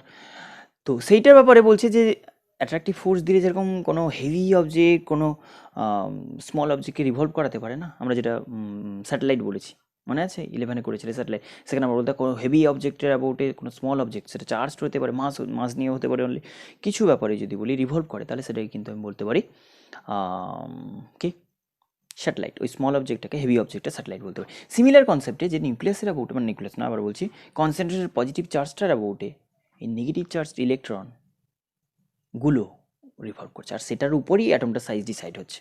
নাহলে তুমি অ্যাটমের সাইজ কী করে বলবে, আর কে কোথায় আছে? সেগুলো বলছে যে অ্যারাউন্ডে অনেকটা ভলিউম জুড়ে কনসেন্ট্রেটেড আছে, যেটার প্রেডিকশন পরে দিল যে অ্যাটমিক সাইজের ব্যাপারে বলবো, অ্যাপ্রোচের কেস যখন বলবো, সেখানে বলছে একটা অ্যাটমের সাইজ যেখানে 10⁻10 মিটার 1 অ্যাংস্ট্রম সাইজ বলছি, অ্যাটমের সাইজ যেখানে বলছি 10⁻10, সেখানে অ্যাটম তো বুঝতে পারছো না যে আলটিমেট যাই হোক, কিছু না হোক, মানে কিছু যাই ব্যাপার হোক, কিন্তু একটা অ্যাটমের তো সাইজ আছে, কারণ একটা অ্যাটমের পরে আরেকটা অ্যাটম, সেখানে একটু ছোট্ট জায়গায় তুমি বলছো পজিটিভ চার্জ আছে, বাকি জায়গা তাহলে কী করে আছে? যদি কিছুভাবে জায়গা অকুপাই না করে, তাহলে অবভিয়াসলি তাহলে এত স্পেসিং কেন দুটো অ্যাটমের মাঝে? তাহলে সেটা কোনো না কোনোভাবে অ্যাটমিক স্ট্রাকচারে বাকি পোর্শনটা কিছু না কিছুভাবে অকুপাই করে আছে। সেটা বলছি অ্যাটমের যেখানে রেডিয়াস এখানে বা সাইজ যদি এরকম অর্ডারে বলি, সেখানে বলছে একটা নিউক্লিয়াস বা যেই জায়গাটায় কনসেন্ট্রেটেড আছে বলছো সব চার্জগুলো, সেইটা বলছি 10⁻15 মিটার মতো প্রেডিকশান। এক্সপেরিমেন্টাল ফ্যাক্ট কিছু পাবে, আমরা ডিস্টেন্স অফ ক্লোজেস্ট অ্যাপ্রোচ যখন বলবো বুঝতে পারবে। তো সেখানে বলছে যে এই বাকি জায়গাটা এই 10⁻15 10⁻10 মানে 10⁵ টাইম যেখানে পজিটিভ চার্জটা আছে ভাবছো, পজিটিভ চার্জ কনসেন্ট্রেশন যেখানে, সেটার অ্যাবাউটে নিউক্লিয়াসের যে সাইজ সেটা 10⁵ টাইম 1,00,000 টাইম 1,00,000 মানে বুঝতে পারছো? তাহলে খুবই ছোট্ট জায়গার মধ্যে সব পজিটিভ চার্জগুলো কনসেন্ট্রেটেড আছে বলছি, যেটাকে নিউক্লিয়াস বলছি, আর অ্যারাউন্ডে ইলেকট্রনগুলো রিভলভ করছে ডিফারেন্ট অরবিটে। এটা Bohr model, sorry Rutherford model ছিল, রাদারফোর্ড অ্যাটমিক মডেল যেটা বলছি, এই বেসিক ব্যাপার। ডিফারেন্ট অরবিটে কন্টিনিউয়াসলি রিভলভ করছে। আচ্ছা, ডিস্টেন্স অফ ক্লোজেস্ট অ্যাপ্রোচের ব্যাপার বলে দিই, তারপরে আমি ফেলিওর বলে নেব। ডিস্টেন্স অফ ক্লোজেস্ট অ্যাপ্রোচ ব্যাপারটা কি না, যদি আমি ধরে নিই কোনো একটা আলফা পার্টিকেল এক্স্যাক্টলি 180 ডিগ্রিতে ব্যাক করে চলে আসছে, ধরে নাও এটা নিউক্লিয়াস, একটু বড় করে দেখাই, পজিটিভলি চার্জ নিউক্লিয়াস, অত বড় নয়, কোনো পজিটিভ চার্জ নিউক্লিয়াস ধরে নাও। এর যদি পজিটিভলি চার্জ নিউক্লিয়াস বলে দিই, এর যদি সেন্টার এটা আমি বলি, তাহলে কি বলতে পারি বলো? এর দিকে কোনো আলফা পার্টিকেল যদি অ্যাপ্রোচ করে, এক্স্যাক্টলি ওই লাইনে অ্যাপ্রোচ করছে, তাহলে এই লাইনে অ্যাপ্রোচ করা মানে আমি বলতে পারি এই আলফা পার্টিকেলটা নিউক্লিয়াসকে পেনিট্রেট করতে চাইবে, কিন্তু তুমি বলেই দিয়েছো যে এরা এইটাকে ঠিক পেনিট্রেট করতে পারছে না, বা লাইক এইটার জন্যই ডিফ্লেক্টেড হচ্ছে সব কিছু। তাহলে আমি বলতে পারি এটা পজিটিভ চার্জের একটা সেন্টার, যেহেতু আমার যাচ্ছে পজিটিভ চার্জ পার্টিকেল, তাহলে এখান থেকে পজিটিভ চার্জের কনসেপ্ট। দেন এইটা একটা সার্টেন ডিস্টেন্স থেকে ফিরে আসছে, এই ডিস্টেন্স অফ ক্লোজেস্ট অ্যাপ্রোচ যেটা বলছি, মানে আমি এটা বলতে পারি যে একটা আলফা পার্টিকেলকে জাস্ট অ্যাপ্রোচ যদি করায় নিউক্লিয়াসের দিকে, তাহলে সেটা একটা সার্টেন ডিস্টেন্সের পরে রিটার্ন ব্যাক করছে, একটা সার্টেন ক্লোজেস্ট ডিস্টেন্সের পরে রিটার্ন ব্যাক করছে। আমি বলছি এই ডিস্টেন্সটা কতটা, এটাকে আমরা বলছি ডিস্টেন্স অফ ক্লোজেস্ট অ্যাপ্রোচ। কি বললাম? এই nearest distance of the moving alpha particle to the centre of the nucleus, which is get deflected by 180 degree, যেটা 180 ডিগ্রি ডিফ্লেকশন হচ্ছে, এক্স্যাক্টলি সেম পাথ রিট্রেস করে ব্যাক করে চলে আসছে। সেই আলফা পার্টিকেলটার জন্য পার্টিকুলারলি সবচেয়ে কাছে যতটা ডিস্টেন্স পর্যন্ত অ্যাপ্রোচ করতে পারছে, সেই ডিস্টেন্সটাকে আমরা বলছি R0, distance of closest approach. এটা কী করে এক্সপ্লেন করতে পারি? দেখো, যেখানেই হোক, এটাকে বলে কোলিশন, যে একটা আলফা পার্টিকেল গিয়ে কোলাইড করছে নিউক্লিয়াসটাকে। কোলিশন বলতে বোঝো, কোলিশন বলতে আমরা 11-এ যেটা শিখেছিলাম, যে কোলিশন কোনো কিছুর ব্যাপারেই হতে পারে, টাচ করলেই অলওয়েজ কোলিশন এরকম নয়, দূর থেকে কোলিশন হতে পারে, এটাকেও আমি কোলিশন বলতে পারি। দেখো, আমি যদি আলফা পার্টিকেলটাকে এরকম পাঠাতাম, সেও এরকমভাবে রিফ্লেক্টেড হয়ে যেত, বেঁকে যেত, কারণ পজিটিভ চার্জের আশেপাশে ঠেলছে, সেটা বেঁকে চলে গেল। কিন্তু এটাও কোলিশন বলতে ফিজিক্সে যেটা বলা হয় সেটা হচ্ছে নট নেসেসারিলি ফিজিক্যাল কন্ট্যাক্টে আসতে হবে, মোমেন্টাম চেঞ্জ হলেই কিন্তু বলবো কোলিশন। কোনো মুভিং অবজেক্টে যদি মোমেন্টাম চেঞ্জ হয়ে যায় তাহলে কিন্তু আমি বলতে পারি ওটা কলিশন হয়েছে। ওকে, তো সেখানে আমি বলছি যদি এরকম একটা আলফা পার্টিকেল অ্যাপ্রোচ করছে, সেটাও কোলাইড করে ব্যাক করে চলে এলো, আমাদের বলতে হবে। তো সেখানে যেহেতু লিনিয়ার মোমেন্টাম চেঞ্জ হচ্ছে, ডিরেকশন চেঞ্জ হচ্ছে, মানে হিউজ চেঞ্জ, পুরো অপোজিট হয়ে যাচ্ছে। যাই হোক, সেখানে আমি বলছি যে একটা আলফা পার্টিকেল যখন অ্যাপ্রোচ করে ব্যাক করে চলে এলো, এর কন্ডিশনটা কী হলো? সিম্পল, আমরা যেরকমভাবে বলি না, একটা গ্র্যাভিটির এগেনস্ট একটা অবজেক্টকে থ্রো করে দিলে কী হবে না, শুরুতে অনেক বেশি কাইনেটিক এনার্জি দিলে যত ওপরে উঠছে পোটেনশিয়াল এনার্জি বাড়ছে, যত উপরে উঠছে পোটেনশিয়াল এনার্জি বাড়ছে। কি বলবে না, যত পোটেনশিয়াল এনার্জি বাড়ছে তোমার কাইনেটিক এনার্জি কমছে, হ্যাঁ কি না? টপ মোস্ট পয়েন্টে গিয়ে কী হয়, কাইনেটিক এনার্জি একদম কনভার্টেড হয়ে যায় কমপ্লিটলি ইন্টু পোটেনশিয়াল এনার্জি, হ্যাঁ কি না? সিমিলার লজিক এখানে, যখন আলফা পার্টিকেলটা অনেকটা বেশি ডিস্টেন্সে, অনেকটা বেশি বলতে বেশ অনেকটা ডিস্টেন্স, কিন্তু এখানে মাথায় রাখতে হবে 1 মিটারটাও সাফিসিয়েন্ট, 10 সেন্টিমিটার 5 সেন্টিমিটার এইগুলোই সাফিসিয়েন্ট, কারণ নিউক্লিয়াসের সাইজটা ভেবে দেখো, আমি বোঝার সুবিধার জন্য অনেক বড় দেখিয়েছি, বাট এটার সাইজের রেসপেক্টে আলফা পার্টিকেল বা সার্টেন ডিস্টেন্স কিন্তু খুব লার্জ, রাইট? এটা 10⁻⁻15 মিটার বলছো, এরকম ছোট্ট সাইজের একটা পার্টিকেলের দিকে অ্যাপ্রোচ করছে, তাহলে আলফা পার্টিকেলের ক্ষেত্রে একটা সার্টেন ডিস্টেন্স 10 সেন্টিমিটার 15 সেন্টিমিটার মানে 1 মিটার, এগুলো huge huge infinite, literally infinity বলতে পারি। তাহলে আলফা পার্টিকেল যখন অ্যাপ্রোচ করছে একটা নিউক্লিয়াসের দিকে, তাহলে সবচেয়ে কাছে যখন যাচ্ছেন, সবচেয়ে কাছে যাওয়ার একটু আগে বলো, যখন এটা অনেকটা দূরে, অনেকটা দূরে, এটাকে লাইক ইনফাইনাইট ডিস্টেন্সে বলতে পারি, ইনফিনিটি, এটার রেসপেক্টে, সবই রিলেটিভ ফিজিক্সে, এটা ইনফিনিটি বলতে হবে। তো ইনফিনিটিতে যখন বলবো তখন আমি বলতে পারি যে এর সঙ্গে কোনো ইন্টারাকশান হয়নি। আমরা যে কোনো potential energy, kinetic energy, potential energy ব্যাপারে তো জেনে গেছি, গ্র্যাভিটেশনাল পোটেনশিয়াল এনার্জি বলতাম G × M1 M2/R মাইনাস। আর ইলেকট্রোস্ট্যাটিক পোটেনশিয়াল এনার্জি কী বলেছি, এটা চার্জের সঙ্গে চার্জের ইন্টারাকশন, তাহলে ইলেকট্রোস্ট্যাটিক পোটেনশিয়াল এনার্জি হওয়া উচিত, সেখানে আমরা বলছি K × Q1 Q2/R, চার্জের পোলারিটি বসাবে প্লাস মাইনাস, সেই ওয়াইজ পোটেনশিয়াল এনার্জি ডিসাইড হবে। যদি পজিটিভ হয় তাহলে পজিটিভ পোটেনশিয়াল, নেগেটিভ হলে নেগেটিভ পোটেনশিয়াল এনার্জি। তাহলে যখন আমি বলছি অনেকটা লার্জ ডিস্টেন্সে বাই আর বলছো, ডিস্টেন্স ইনফিনিটি হলে, আরে বাবা পোটেনশিয়াল এনার্জি এক্সপ্রেশন বলো, পোটেনশিয়াল এনার্জিটাকে ইউ দিয়ে ডিনোট করতাম, U কে লিখতে K × Q1 Q2/R লিখতে না। আর যখন বলছি সেপারেশন বিটুইন টু চার্জেস, সেটা যদি ইনফিনিটি হয় তাহলে U0 হবে না, অনেকটা লার্জ ডিস্টেন্স, তো অলমোস্ট ইনফিনিটি, 0 টেন্স টু, তাহলে আমি বলতে পারি zero energy, potential energy zero যখন অনেকটা লার্জ ডিস্টেন্স, স্টার্টিং পয়েন্ট বলছি, তাহলে এখানে পার্টিকেলের যে এনার্জিটা ও তো স্পেসে মুভ করছে, সিম্পল, তাহলে এখানে এনার্জি লস হওয়ার আর কোনো জায়গা নেই। তাহলে এর যে কাইনেটিক এনার্জিটা যত কাছের দিকে যাচ্ছে ডিক্রিজ করে যাচ্ছে, স্লো হয়ে যাচ্ছে। কেন বলি, কারণ যখন পজিটিভ চার্জের দিকে আরেকটা পজিটিভ চার্জ অ্যাপ্রোচ করছে, অবভিয়াসলি পোটেনশিয়াল এনার্জি পজিটিভ হবে। তাহলে ইউ যদি পজিটিভ হয়, কি বলবে তুমি, যত পজিটিভ পোটেনশিয়াল এনার্জি বাড়বে তাহলে সেটা যাবে কাইনেটিক এনার্জি থেকে, এই যে পোটেনশিয়াল এনার্জি বাড়া মানে কাইনেটিক এনার্জি ডিক্রিজ করা, একটা টাইম আসবে কমপ্লিটলি পোটেনশিয়াল এনার্জিটা কনভার্ট হয়ে যাবে কাইনেটিক এনার্জি থেকে, কাইনেটিক এনার্জিটা কমপ্লিটলি কনভার্ট হয়ে যাবে ইন্টু পোটেনশিয়াল এনার্জি। সেই সিচুয়েশান আমি বলছি, পোটেনশিয়াল এনার্জি ডিক্রিজ করতে করতে করতে করতে একটা টাইম আসবে কমপ্লিটলি, কাইনেটিক এনার্জি ডিক্রিজ করতে করতে করতে করতে একটা টাইম আসবে complete kinetic energy converted into potential energy.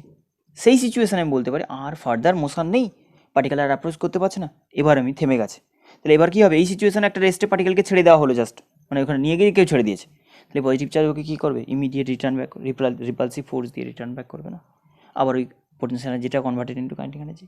তাহলে আমি বলছি একদম শুরুতে যখন বলছো লার্জ ডিস্টেন্স, ইনফিনিটি বলতে আমি লার্জ ডিস্টেন্স বলছি, সেখানে এনার্জি বলতে energy at infinity only kinetic, half mv0² ধরে নাও, এখানকার যে এনার্জি v0 ভেলোসিটিতে আলফা পার্টিকেলটা অ্যাপ্রোচ করছিল, হাফ mv²। আচ্ছা, যখন এটা অনেকটা লার্জ ডিস্টেন্স ইনফিনিটিতে যখন বলছো, যখন ক্লোজেস্ট ডিস্টেন্সে, তখন আলফা পার্টিকেলের এনার্জি কী বলবো, তখন কিন্তু কাইনেটিক এনার্জি একদম অফ হয়ে গেছে, আমি একদম স্টার্ট আর এন্ড বললাম, কেন এন্ডে আবার কোনো কাইনেটিক নেই, তাহলে সিম্পল কাইনেটিক জিরো বলতে পারি, পোটেনশিয়াল এনার্জি কত বলবো, U+0, হ্যাঁ কি না? ইউটা কত লিখবে বলো, U লিখবে K1/4πε0 9 × 10⁹ যেটার value into Q1 Q2/R, right? এটা E=R0 রাদার। কিন্তু এই অ্যামাউন্টে এনার্জি তো কনজার্ভ থাকবে না, এনার্জি তো কোনোভাবে ডিসিপেট হচ্ছে না, কিছু হচ্ছে না, তাহলে সেখানে আমি বলতে পারি যে এই অ্যামাউন্টে এনার্জি যদি এই অ্যামাউন্টে এনার্জির সঙ্গে ইকুয়াল হতে হয়, তাহলে আমি বলতে পারি half mv0², that is kinetic energy at large distance of the alpha particle equals to just potential energy at the closest distance, K into Q1. What is Q1? ধরে নাও একে, এটা কোনটা না, যেই এটা কি এই নিউক্লিয়াসটা কি না, যেই ফয়েলটা ইউজ করছে মেটাল ফয়েল, আমরা এখানে গোল্ডেই ফোকাস করবো, 79 যার অ্যাটমিক নাম্বার, জেডই ধরবো, তাহলে জেড অ্যাটমিক নাম্বারের কোনো একটা নিউক্লিয়াস, যে ফয়েলের যে অ্যাটম, তার দিকে অ্যাপ্রোচ করেছে, মানে জেড অ্যাটমিক নাম্বারে কোনো একটা, এর কিউ কত বলবো, যদি Q1 বলি তাহলে বলবো Z time of E positive, হ্যাঁ কি না, প্লাস জেডি। আচ্ছা যদি আলফা পার্টিকেলের কথা বলি, এ প্লাস 2E চার্জের পার্টিকেল, আমি আগেও একটু ডিসকাস করলাম, নিউক্লিয়াস অনলি অফ আলফা পার্টিকেলের জাস্ট নিউক্লিয়াস, তাহলে সেখানে প্রোটন থাকে দুটো, চার্জ বলতে প্লাস 2E, তাহলে Q1 Q2 বলতে আমি এটাই বোঝাতে চাইছি, কে ইন্টু Q1 বলতে জেড ইন্টু ই ইন্টু আলফা পার্টিকেল এনার্জি বলতে জাস্ট 2E, হ্যাঁ কি না, বাই সেপারেশন, একদম ক্লোজেস্ট সেপারেশন যেটা বলছো R0, কী চাইছো তুমি, এই R0টাকেই চাইছি। তাহলে R0 ইকুয়ালস টু কত লিখতে পারি বলো, R0 ইকুয়ালস টু লিখতে পারি ডিস্টেন্স অফ ক্লোজেস্ট অ্যাপ্রোচ, এই যে টার্মটা লিখেছি, সবচেয়ে কাছাকাছি কতটা ডিস্টেন্স, কোন ইলেকট্রন সবচেয়ে কাছে, কোন ইলেকট্রনের ব্যাপারে বলছি, যেটা এক্স্যাক্টলি 180 ডিগ্রি অ্যাঙ্গেল ডিফ্লেক্ট করছে। বাই দ্য ওয়ে, এখান থেকে সাইড দিয়ে কোনো ইলেকট্রন যদি যায়, সেও কিন্তু এরকমভাবে ডিফ্লেক্টেড হবে, তার ক্ষেত্রেও একটা ক্লোজেস্ট অ্যাপ্রোচ আছে, যেটা কিনা এইটা, যে নিউক্লিয়াসের সবচেয়ে কাছে কোথায় গেছিলো, এরকম জায়গায় যেখানে এই লাইনের পারপেন্ডিকুলার ড্র করলে পাবো, সেটাও ডিস্টেন্স অফ ক্লোজেস্ট অ্যাপ্রোচ। কিন্তু আমরা পার্টিকুলারলি ওই ইলেকট্রনের ব্যাপারে বলছি, যে এই অ্যাটমটা, এই আলফা পার্টিকেলটা সবচেয়ে কাছে কতটা গিয়েছিলো, কারণ এগুলোর থেকে সবগুলো আর বেশি হবে, নিউক্লিয়াসের সবচেয়ে কাছে পৌঁছাতে পারবে, এরকম একদম হেড টু হেড যেটা ট্রাভেল করছিল, রাইট। তাহলে সবচেয়ে মানে ক্লোজেস্টেরও ক্লোজেস্ট একদম, মানে যতগুলো আলফা পার্টিকেল অ্যাপ্রোচ করছে তাদের মধ্যে 180তে ডেভিয়েট করা, 180তে ডেভিয়েট করে আসা ইলেকট্রনটা, অ্যালফা পার্টিকেলটা সবচেয়ে ক্লোজ ডিস্টেন্স পর্যন্ত ট্রাভেল করবে, এর থেকে যে কোনো সাইড দিয়ে ট্রাভেল করা বেশি ডিস্টেন্স দিয়েই অবভিয়াসলি পাস করে যাবে। তো সেই যে ডিস্টেন্স অফ ক্লোজেস্ট অ্যাপ্রোচ বলছি, সেটার ভ্যালু তাহলে আমি আলটিমেট ক্যালকুলেট করতে পারি এরকমভাবে, আর নট ইকুয়ালস টু বলো কে, মানে 1/4πε0, কত আসছে 224, এটা কাইনেটিক এনার্জি লিখে দাও ইকে, তাহলে এখানে বলতে পারি 2z² বাই ইকে, মানে কে কাইনেটিক এনার্জি, আচ্ছা ই কাইনেটিক এনার্জি, হাফ mv² লেখো, বাট V0² অনেকটা লার্জ ডিস্টেন্সে যখন ছিল, একদম শুরুর কাইনেটিক এনার্জি। তাহলে R0 distance of closest approach কিসের কিসের উপর ডিপেন্ড করছে, যেটা অ্যাটমিক নাম্বার যত বেশি হবে তত কম হবে, হ্যাঁ কি না, যত অ্যাটমিক নাম্বার বেশি হবে তত বেশি হবে, কেন, কারণ এটা যদি প্রচুর বেশি পজিটিভ চার্জ হয়, আরও বেশি পজিটিভ হয়, নিউক্লিয়াসটা সাইজ প্রচুর বেশি হয়, অনেক বেশি number of positive charge content করে প্রোটন, তাহলে আমি বলতে পারি এটা আরও অনেক দূর থেকে রিপালসিভ ফোর্সটা আরও স্ট্রং ফিল করবে, অনেক দূর থেকে ওকে ব্যাক করে ফিরে আসতে হবে, তাহলে আমি বলতে পারি এটার উপর প্রপোর্শনাল।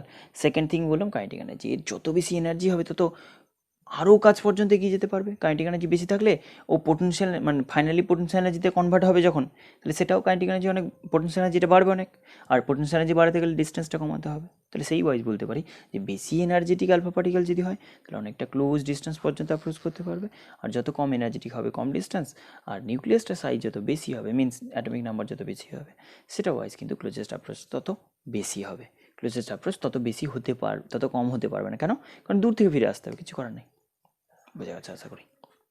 এই হলো ডিস্টেন্স অফ ক্লোজেস্ট অ্যাপ্রোচের ফর্মুলা, মানে সিম্পল বললাম যে একটা ভি ভেলোসিটিতে অ্যাপ্রোচ করলে, এরকম যদি কোশ্চেন হয় ভি ভেলোসিটি থেকে অ্যাপ্রোচ করে একটা R0 ডিস্টেন্স হলো, আমি বললাম ভি ভেলোসিটি থেকে যদি 2v বলা হয়, তাহলে V0 থেকে 2v0 বলা হয়, এই R থেকে কত হবে বলো, জাস্ট কম্পেয়ার করতে বলছি, যে V0 ভেলোসিটিতে একটা আলফা পার্টিকেল অ্যাপ্রোচ করলো একটা নিউক্লিয়াসের দিকে, সেম মানে তাতে R0 ডিস্টেন্স পর্যন্ত অ্যাপ্রোচ করলো, আমি বলছি সেম ভেলোসিটিতে যদি, মানে সেম নিউক্লিয়াসের দিকে যদি 2v ভেলোসিটিতে একটা আলফা পার্টিকেলকে প্রজেক্ট করি, তাহলে সেটা কতটা ডিস্টেন্স পর্যন্ত অ্যাপ্রোচ করতে পারবে, তাহলে অবভিয়াসলি আমি যদি জাস্ট রিলেশন বলি, তাহলে এখানে দেখতে পাচ্ছি ভেলোসিটির উপর ডিপেন্ডেন্স যেটা, সেটা সিম্পল, যে R0 মানে R1/R2 ইকুয়ালস টু, তুমি পাচ্ছ V² উপর ইনভার্স স্কোয়ারে, মানে ভি এর উপর ইনভার্স স্কোয়ারে ডিপেন্ডেন্ট, হ্যাঁ কি না, তাহলে V2/V1 এর হোল স্কোয়ার, ডাবল ভেলোসিটিতে গেলে তাহলে কী বলবো স্কোয়ার টাইম, তার মানে বলতে পারি যে R2 যেটা হবে সেটা R1/R2 আপাতত বসাও, V2 বলছো 2 টাইমস অফ এটা 2/1 হোল স্কোয়ার, তার মানে R2 যেটা পাচ্ছি সেটা হচ্ছে R1/4, 1/4 ডিস্টেন্স, এটা যদি R0 বলো R1টাকে, তাহলে 1/4 ডিস্টেন্স পর্যন্ত চলে যাবে, ডাবল ভেলোসিটি করলে, যেহেতু স্কোয়ারের কাইনেটিক এনার্জি না, ভেলোসিটি ডাবল করলে 4 টাইম এনার্জি মানে 1/4 আগের রেসপেক্টে 1/4 ডিস্টেন্স পর্যন্ত অ্যাপ্রোচ করতে পারবে, আরও ক্লোজ। কিন্তু একটা কথা মাথায় রাখতে হবে, কখনোই এটা হতে পারবে না যে নিউক্লিয়াসটাকে পেনিট্রেট করে চলে যাবে, সেই রকমভাবেই অ্যাকচুয়ালি এই প্রেডিকশানটা করা হয়েছে যে কতটা ডিস্টেন্স অফ ক্লোজেস্ট অ্যাপ্রোচ হতে পারে, একটা আলফা পার্টিকেল স্ক্যাটার করার ক্ষেত্রে আলফা পার্টিকেলের এনার্জিটা আরও বাড়াও, কিন্তু একটা নিউক্লিয়াস থেকে ফিরে আসবে যখন, তাহলে নিউক্লিয়াসের ভেতরে তো ঢুকতে পারবে না, তাহলে ডিস্টেন্স অফ ক্লোজেস্ট অ্যাপ্রোচ তুমি একদম নিউক্লিয়াসের খুব ক্লোজ করতে পারো, নিউক্লিয়াসের সাইজের কাছাকাছি করতে পারো। সেখান থেকে কিন্তু এক্সপেরিমেন্টালি এটা প্রেডিক্ট করা হয় 10⁻10 মিটার সাইজের একটা নিউক্লিয়াস বা ছোট্ট জায়গার মধ্যে সব পজিটিভ চার্জগুলো কনসেন্ট্রেটেড থাকতে পারে। ক্লিয়ার হয়ে গেছে? এটা একটা পার্ট হলো, ডিস্টেন্স অফ ক্লোজেস্ট অ্যাপ্রোচ হয়ে গেছে। আর একটা জিনিস বলবো যেটা হচ্ছে ইম্প্যাক্ট প্যারামিটার। ইম্প্যাক্ট প্যারামিটারটা কি? বাস এই ফর্মুলাটা কিন্তু ইম্পর্টেন্ট, ভালো করে মনে রাখতে হবে। এটা তো বুঝতেই পারছো কী করে, যে half M V square potential energy equals to kinetic energy, half M V square kinetic energy equals to potential energy বলতে সবচেয়ে কাছে চলে এলে একটা চার্জ পার্টিকেল আর একটা চার্জ পার্টিকেল, ছোট্ট চার্জ পার্টিকেল 2e চার্জের প্লাস আর একটা প্লাস জেডি চার্জের পার্টিকেল, তাদের মধ্যে একটা সার্টেন সেপারেশনে পোটেনশিয়াল এনার্জি কত হবে, আগের কাইনেটিক এনার্জি ইকুয়ালস টু পরে পোটেনশিয়াল এনার্জি, রিলেট করলাম, জাস্ট আর নট বেরিয়ে গেল। আশা করি বুঝে গেছো। এবার সেকেন্ড প্যারামিটার, জাস্ট এক্সপেরিমেন্টে এই দুটো জিনিসই আমাদের লাগবে, সেটা হচ্ছে তোমার ইম্প্যাক্ট প্যারামিটার।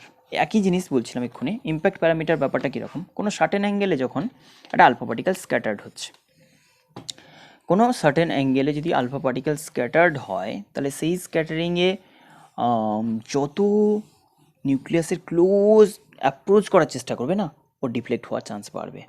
একদম 180 হলে, মানে একদম জিরো ডিস্টেন্স, আচ্ছা বলি একটা নিউক্লিয়াস, তাহলে এটা হচ্ছে তোমার একটু ছোটো দেখাই, এখন ছোটো লাগবে, এটা ধরে নাও নিউক্লিয়াস, পজিটিভলি চার্জ নিউক্লিয়াস। তাহলে এই নিউক্লিয়াসের সেন্টার এটা বললাম, এর সেন্ট্রাল লাইনটা ফলো করো, মানে সেন্ট্রাল লাইন বলতে যেই ডিরেকশানে পার্টিকেলটা যাচ্ছে, তাহলে এটার লাইনটা কীরকম হওয়া উচিত, এরকম লাইক,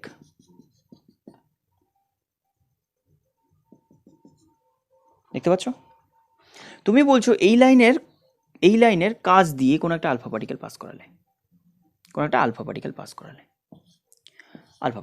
তাহলে এ যদি অ্যাপ্রোচ করে কী হবে না, সার্টেন ডিস্টেন্সের থেকে যখন শুরু করলো, অনেকটা লার্জ ডিস্টেন্স যেটাকে অ্যাজিউম করছি, সেখানে কোনো ডিফ্লেকশান নেই, যখন কাছে গেল তখন কিন্তু ডেভিয়েশান শুরু হয়ে গেল, ডিফ্লেকশান হয়ে গেল। ক্লিয়ার হয়েছে? এরপরে বেরিয়ে যাওয়ার পাস করে গেল যখন নিউক্লিয়াসটাকে, তখন আমি কি বলতে পারি, আবার আনডেভিয়েটেড হয়ে গেছে, হ্যাঁ কি না? আবার স্ট্রেট লাইনে, আনডেভিয়েটেড নয়, আবার স্ট্রেট লাইনে ট্রাভেল করতে স্টার্ট করে দিয়েছে। আমরা বলছি এই ইম্প্যাক্ট, আচ্ছা স্ক্যাটারিং অ্যাঙ্গেলটা কোনটা বলবো, আমি বলবো অনেকটা লার্জ ডিস্টেন্সে যখন ছিল, অলমোস্ট এই স্ট্রেট লাইন, এটাকে আমি বলতে পারি এই লাইন, আর এটা যখন ফাইনালি বেরিয়ে যাচ্ছে এটার সাথে, এটা তো প্যারালাল লাইন না, তাহলে এটার সাথে এই অনেকটা দূর থেকে এক্সটেন্ড করো, এই যে লাইনটা বলছো না, এটাকে অনেকটা দূর থেকে এক্সটেন্ড করে এই অ্যাঙ্গেলটা বানাও, তাহলে এটাকেই থিটা বলো, স্ক্যাটারিং অ্যাঙ্গেল। মানে বেরিয়ে যাওয়ার পরেই যে স্ট্রেট হয়ে গেছে, এরপরে তার ডিফ্লেক্ট করা কেউ নেই, এইটুকু বেঁকে গেছে বা স্ট্রেট, তাহলে ওই দূরে যখন চলে গেছে তখন যে স্ট্রেট লাইনটা ফর্ম করেছে না, সেই লাইনের সঙ্গে এই যে লাইনের মাঝে অ্যাঙ্গেল বলছি, সেটাকে থিটা, স্ক্যাটারিং অ্যাঙ্গেল। আর ইম্প্যাক্ট প্যারামিটারটা বলছি কোনো একটা নিউক্লিয়াস, মানে কোনো একটা আলফা পার্টিকেল নিউক্লিয়াসের লাইনের ক্লোজ কতটা ডিস্টেন্স দিয়ে ট্রাভেল করেছিল, এটাকে প্যারামিটার বি দিয়ে ডিনোট করি, ইম্প্যাক্ট প্যারামিটার। কি জিনিসটা কি, এটা যদি ডিফাইন করা হয় তাহলে ভেলোসিটি ভেক্টর বলো সবচেয়ে বেটার। এই ভেক্টর একটা লাইন, তো line of the velocity vector, এইটার ওপর আমরা যদি একটা পারপেন্ডিকুলার ড্র করি from the centre of the nucleus, কি বলবো, impact parameter is the distance, rather বলবো perpendicular distance, impact parameter is the perpendicular distance. কেন বলি, কারণ বলছো তুমি এই লাইনটা কোত্থেকে পেলে না, এই ভেলোসিটিরই, ভালো করে শুনবে, এই লাইনেরই প্যারালালি একটা লাইন ড্র করেছি নিউক্লিয়াস দিয়ে পাসিং এই ভেলোসিটি ভেক্টরের প্যারালাল লাইন ড্র করেছি, আর কোনো লাইন ড্র করতে পারতে না। আমি যদি এরকমভাবে এক্সপেরিমেন্টটা জাস্ট তোমাকে ইমাজিন করে শোনাচ্ছি, দেখো কীরকমভাবে, আমি বললাম একটা আলফা পার্টিকেল এরকমভাবে পাঠাতে পারতাম, তুমি বলে এরকমভাবে গেল দিয়ে এরকম বেঁকে একটু বাঁকলো, হালকা বাঁকবে এরকম, লাইক তুমি তখন এক্সপেরিমেন্টটা কীভাবে বলতে, আগে দুটো লাইন মুছে দাও, তাহলে তখন তুমি বলবে এই জায়গাটা যখন অলরেডি স্ট্রেট ছিল, কোনোভাবে ডেভিয়েট করেনি, তখন এটাই ওর লার্জ ডিস্টেন্সের ভেলোসিটি ভেক্টরের ডাইরেকশান। কি বললাম, at large distance direction of the velocity vector, এটা, তাহলে এটারই প্যারালাল করে ড্র করো, তাহলে কীরকম টাইপের হবে, এরকম লাইক কিছু, হ্যাঁ কি না? এই লাইনের সাথে তখন ড্র করবে, ভালো করে বুঝবে আমরা এই নিউক্লিয়াস দিয়ে পাসিং সেন্ট্রাল লাইন বলতে কি বোঝানোর চেষ্টা করছি।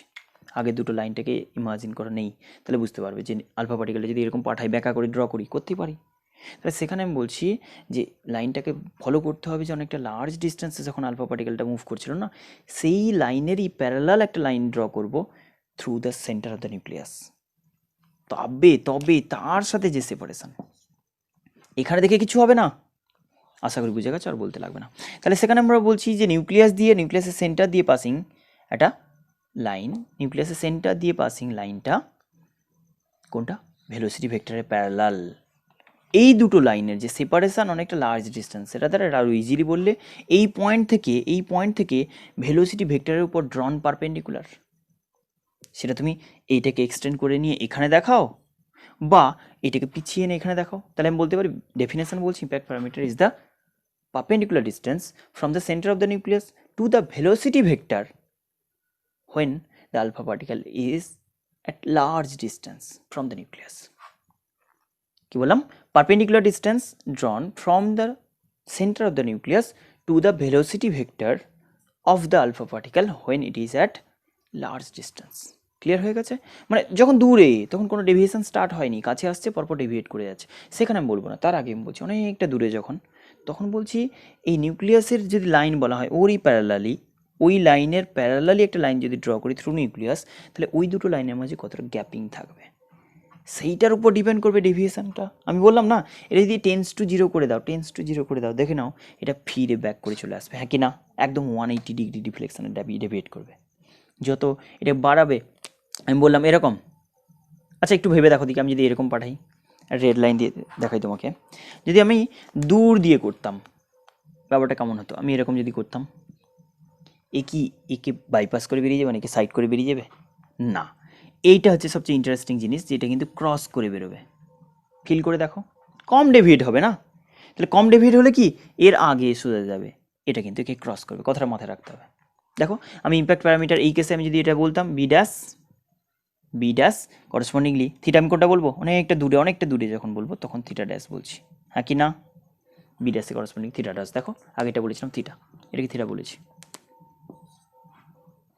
তাহলে যত বি কম হবে তত ডেভিয়েট করার চান্স বাড়বে না, ডেভিয়েট করবে বেশি। এক্স্যাক্টলি আমি বলতে পারি 0 ডিগ্রি, মানে 0 B equals to 0, impact parameter যদি 0 করে দাও তাহলে কিন্তু থিটা কি হওয়া উচিত, আমাদের এক্সপেক্টেড কিন্তু বি যদি 0 হয় টেন্স টু, তাহলে আমি বলতে পারি থিটা টেন্স টু পাই হওয়া উচিত, হ্যাঁ কি না, থিটা কোনটা, এটা তুমি বলবে এরকম পার্টিকেলটা গেছিলো এরকমভাবে ব্যাক করে চলে আসবে, তার মানে কি 180 ডিগ্রি অ্যাঙ্গেলে ব্যাক করলো না, বুঝে গেছো আশা করি, এটা এক্সপেক্টেড, এটা অবজার্ভ ফ্যাক্ট বলছি, বুঝে গেছো না? এই তো এখন আমি বলছি এটার একটা ফর্মুলা আছে, তোমাদের কিন্তু এটা ক্যালকুলেশনের কোনো ডিরাইভেশন নেই, বাস এইটুকুই মুখস্থ রাখতে হবে যে ইম্প্যাক্ট প্যারামিটারের expression B equals to Z E square, এটা যদিও কনফিউজিং, কোনো বইতে লেখা থাকে এটা প্রপোর্শনালিটি কনস্ট্যান্ট দেওয়া আছে, কোনো বইতে জাস্ট জেড ই স্কোয়ার দেওয়া থাকে, যাই হোক প্রপোর্শনালিটি ফলো করার চেষ্টা করো। Z E square into cot of theta by two, Z E square into cot of theta by two whole divided by half M V square, as usual half M V স্কোয়ারটা কী বলছি, V not square, rather অনেকটা large ডিস্টেন্সে যে speed ছিল of the alpha particle, mass বলতে mass of electron, এতদিন আমরা প্রচুর ইউজ করি আলফা পার্টিকেলের ইলেকট্রন মাস, কিন্তু আমরা এখানে আলফা পার্টিকেল নিয়ে এক্সপেরিমেন্ট করছি, ভুল করে যেন এখানে মাসটা এটা না ইউজ করা হয়। মাস বলতে কীরকম হবে বলো তো, আলফা পার্টিকেলের মাস অফ আলফা পার্টিকেল কত হবে না, 4টে প্রোটনের মাস, 2টো প্রোটন আর 2টো নিউট্রন নিয়ে আলফা পার্টিকেল না, তাহলে 4 টাইমস অফ আলফা পার্টিকেল প্রোটনের মাস কত হয় 1.6725 ইন্টু 10⁻27 কেজি, এটা হচ্ছে তোমার মাস অফ আলফা পার্টিকেল। যাই হোক, সেটা যদি আলফা পার্টিকেলের মাস হয়, যে স্পিডের অ্যাপ্রোচ করছিল অবভিয়াসলি অনেকটা দূর থেকে, তখনকার যে কাইনেটিক এনার্জি সেটার করসপন্ডিং আমি বলতে পারি কি জেড স্কোয়ার, এই কে এটাকে ভুল করে যেন কনস্ট্যান্ট এরকম না ধরো, 1/4 ভেবো না,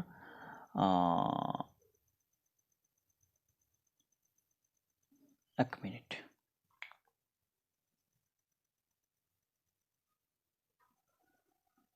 কে জেড স্কোয়ার 1/4πε0 ইম্প্যাক্ট প্যারামিটারে কি ছিল হে, ভুলে গেলাম তো, কে জেড স্কোয়ার হবে কি, হ্যাঁ ভুল বলছি সরি, কে জেড স্কোয়ার হবে, ইলেকট্রোস্ট্যাটিক ইন্টারাকশন, ক্যালকুলেশন নেই তোমাদের, কিছু করার নেই, জাস্ট মনে রাখতে হবে, সরি এক্সট্রিমলি সরি, এটা কে হবে, প্রপোর্শনালি কনস্ট্যান্ট নয়, এটাকে কে বলবো 1/4πε0, 1/4πε0 এটা Z square Z atomic as usual তুমি নিউক্লিয়াস বলেছো তার অ্যাটমিক নাম্বার ইন্টু চার্জ যেভাবে এসছে into cot of theta by 2 by half M V not square, যেটা হচ্ছে velocity of the alpha particle use করছি।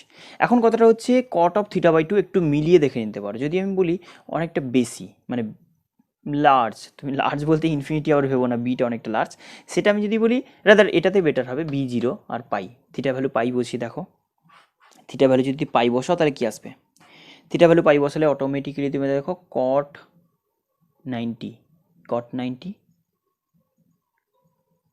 টেন্স টু 0 না, tan 90 কি হয়, tan 90 ইনফিনিটি আনডিফাইন্ড 1/0, তাহলে cot 90 0 হবে। তাহলে আমি বলতে পারি b = 0 হচ্ছে যখন pi tends to theta tends to pi বসাচ্ছ। ক্লিয়ার হয়েছে? তো এখান থেকে বলতে পারি যে বি, জাস্ট ফর্মুলাটা মুখস্থ রাখতে হবে, কে 1/4πε0 জেড স্কোয়ার ইলেকট্রনের charge into Z atomic number of the nuclei scattering যেটা স্ক্যাটার করছে, আর cot of theta by 2, থিটা হচ্ছে angle of scattering, half M V square velocity of the alpha particle when it was at large distance. Clear হয়ে গেছে আশা করি। এই impact parameter and distance of closest approach, এই দুটো প্যারামিটারই তোমাদের নিউমেরিক্যালের জন্য লাগবে, আর কিচ্ছু লাগবে না। এবার আমি বলে দিই, এই তো মডেল হয়ে গেল, সব কিছু বলা হয়ে গেল। এখন তুমি বলবে যে ফেলিওর কেন হলো, এরপরে ফার্দার বোর মডেল আসতে যাচ্ছে, ওটা নেক্সট ভিডিওতে আসবে, বলবো বোর মডেল বা কী বলে রাদারফোর্ড অ্যাটমিক মডেলের ফেলিওর কি। ফার্স্ট থিং যেটা, ও কিন্তু নিউক্লিয়াসের স্টেবিলিটি এক্সপ্লেন করতে গিয়ে একটা কাজ করলো যে ইলেকট্রনগুলো কোথায় রাখবে, নিউক্লিয়াসের সাইজটাকে আমি কীভাবে স্যাটিসফাই করবো, যে একটা জায়গার মধ্যে সব জিনিসই যদি থেকে যায় নিউক্লিয়াসটা মানে পজিটিভ চার্জগুলো, তাহলে নেগেটিভ চার্জ কোথায় থাকবে, তার অ্যারাউন্ডে থাকবে, অ্যারাউন্ডে কী করে থাকবে, রেস্টে থাকলে সব টেনে টেনে ফেলে দেবে এক জায়গায়, রাইট না? নিউক্লিয়াসের অ্যারাউন্ডে তুমি যদি বলো একটা জায়গায় নিউক্লিয়াস আছে, ভেরি গুড, অসুবিধা নেই, আমি সব কিছু স্যাটিসফাই করলাম, এক্সপেরিমেন্ট ফ্যাক্টটাকেও প্রপারলি এক্সপ্লেন করলাম, কিন্তু তার অ্যারাউন্ডে যে ইলেকট্রন, ফার্স্ট থিং এই স্পেসটা, নিউক্লিয়াস এত বড় সাইজ দেখতেই পাচ্ছ যে একটা অ্যাটম, তারপরে এত দূরে আর একটা অ্যাটম, তাহলে এইটুকু জায়গার মধ্যে যদি পজিটিভ চার্জ থাকে বাকি জায়গা ফাঁকা, ফাঁকা বলতে কী করে বলবে, ফাঁকা তো এমনি এমনি হতে পারে না, কিছু না কিছু ওয়েতে অ্যাটমটা স্পেস অকুপাই করে আছে। সেটাই বলছি যে পুরো এই স্পেসটা জুড়েই যেন ইলেকট্রনগুলো রিভলভ করছে। রিভলভ করার ক্ষেত্রে আরেকটা লজিক ওর মাথায় কাজ করলো যে নেগেটিভ চার্জ পার্টিকেল তো একদম বসে থাকলে ওকে তো নিউক্লিয়াস টেনে ফেলে দেবে, মানে ওর উপর এসে থাকতে পারবে না, স্টেবল হতে পারবে না। তার জন্য বললো যে রিভলভ করলে হ্যাঁ ওই আর্থের রিভলিউশন অ্যারাউন্ড দ্য সান যেরকম হয় না, সেরকমভাবে হতে পারে। তো সেই ওয়াইজ ও এক্সপ্লেন করলো যে নিউক্লিয়াসে অ্যারাউন্ডে ইলেকট্রনগুলো রিভলভ করে ইন ডিফারেন্ট অরবিট। তো সেখানে প্রবলেম যেটা হলো এই প্রেডিকশানে মানে এই মডেলে যেটা ফেলিওর, যেটা মেনলি যে মডার্ন ইলেকট্রোম্যাগনেটিক থিওরি যেটা বলা হয় ক্লাসিক্যাল ইলেকট্রোম্যাগনেটিক থিওরি, সেইটা ওয়াইজ কোনো চার্জ পার্টিকেল, আমরা ইলেকট্রোম্যাগনেটিক ওয়েভস চ্যাপ্টার করে ফেলেছি, হ্যাঁ করে ফেলেছি, সেখানে আমরা কি বলেছি যে source of electromagnetic wave is accelerated charge particle, every accelerated charge particle emits continuous radiation. Continuous accelerated হলে অবভিয়াসলি কোনো চার্জ পার্টিকেল যদি অ্যাক্সিলারেটেড হয় সে কিন্তু ইলেকট্রোম্যাগনেটিক ওয়েভ রেডিয়েট করে। তাহলে তুমি যদি বলো কোনো একটা চার্জ পার্টিকেল, অবভিয়াসলি ইলেকট্রন তো চার্জ পার্টিকেলই হবে, তাহলে নিউক্লিয়াসে অ্যাবাউটে যখন একটা অরবিটে রিভলভ করছে তার অ্যাক্সিলারেশন আছে, হ্যাঁ আছে, থাকবে তো নিশ্চয়ই। তাহলে অ্যাক্সিলারেশন আছে মানে পার্টিকেলের ভেলোসিটি আছে, মানে সার্কুলার অরবিটে ঘোরা মানে ডিরেকশন চেঞ্জ হবে, অ্যাক্সিলারেশন আছে। তুমি বলবে অ্যাক্সিলারেটেড নয়, না ম্যাগনিটিউড চেঞ্জ হলেও কিন্তু অ্যাক্সিলারেশন যেরকম হয়, ডাইরেকশন চেঞ্জ হলো অ্যাক্সিলারেশন। আমরা জানি সেন্টিপিটাল অ্যাক্সিলারেশন এখানে কাজ করে কোনো রিভলভিং পার্টিকেল। তো এই যে অ্যাক্সিলারেশন আছে একটা পার্টিকেল যেটা নেগেটিভ চার্জ পার্টিকেল, তার চার্জ পার্টিকেল অ্যাক্সিলারেটেড হলে কী হওয়া উচিত, চার্জ পার্টিকেল যদি অ্যাক্সিলারেটেড হয় তার কী থাকা উচিত, ইলেকট্রোম্যাগনেটিক ওয়েভ রেডিয়েট করার প্রপার্টি থাকা উচিত, ইলেকট্রোম্যাগনেটিক ওয়েভ রেডিয়েট করবে। তাহলে সেই ওয়াইজ একটা পার্টিকেল যদি ইলেকট্রোম্যাগনেটিক ওয়েভ রেডিয়েট করে মানে এনার্জি রেডিয়েট করে, আর এনার্জি রেডিয়েট করা মানে কি, তার এনার্জি ডিক্রিজ করে যাবে, আর এনার্জি ডিক্রিজ করা মানে নিউক্লিয়াসের কাছাকাছি চলে আসা, অত দূর দিয়ে ঘুরতে পারবে না। তাহলে সেটা করতে গিয়ে নিউক্লিয়াস শুরু করবে এখান থেকে দিয়ে, মানে নিউক্লিয়াসের অ্যাবাউটে ইলেকট্রনটা দিয়ে স্টার্ট করে এরকম রেডিয়াসটা আস্তে আস্তে কমাতে থাকবে না, এনার্জি রেডিয়েট করে ফেলছে যে, তাহলে এরকমভাবে কমতে কমতে একটা টাইম আসে নিউক্লিয়াসের উপর পড়বে না, আর এটার জন্য টাইম খুবই কম লাগবে, মাইক্রোসেকেন্ড ন্যানোসেকেন্ড অর্ডারে, 10⁻⁷ -8 অর্ডারে। তাহলে নিউক্লিয়াস মানে অ্যাটমিক স্ট্রাকচার স্টেবল স্ট্রাকচার বলতেই পারবে না, যে কোনো ইলেকট্রন স্টার্ট করলো ইমিডিয়েট পড়ে গেল নিউক্লিয়াসের উপরে এসে, কেন এনার্জি রেডিয়েট করলো কন্টিনিউয়াসলি ডিক্রিজ করতে করতে করতে করতে করতে করতে স্টপ, মানে স্টপ মিনস নিউক্লিয়াসের উপর অ্যাট্রাক্টেড হয়ে গিয়ে পড়লো। তাহলে কোনো স্ট্রাকচার এই যে এত বড় সাইজ কী করে থাকে, ইলেকট্রনগুলো যে রিভলভ করবে একটা জায়গায় তুমি কী করে এক্সপ্লেন করবে, করছে ধরলাম, হ্যাঁ ঠিক আছে, কিন্তু কী করে করে সেটা কিন্তু রাদারফোর্ড এক্সপ্লেন করতে ফেলিওর।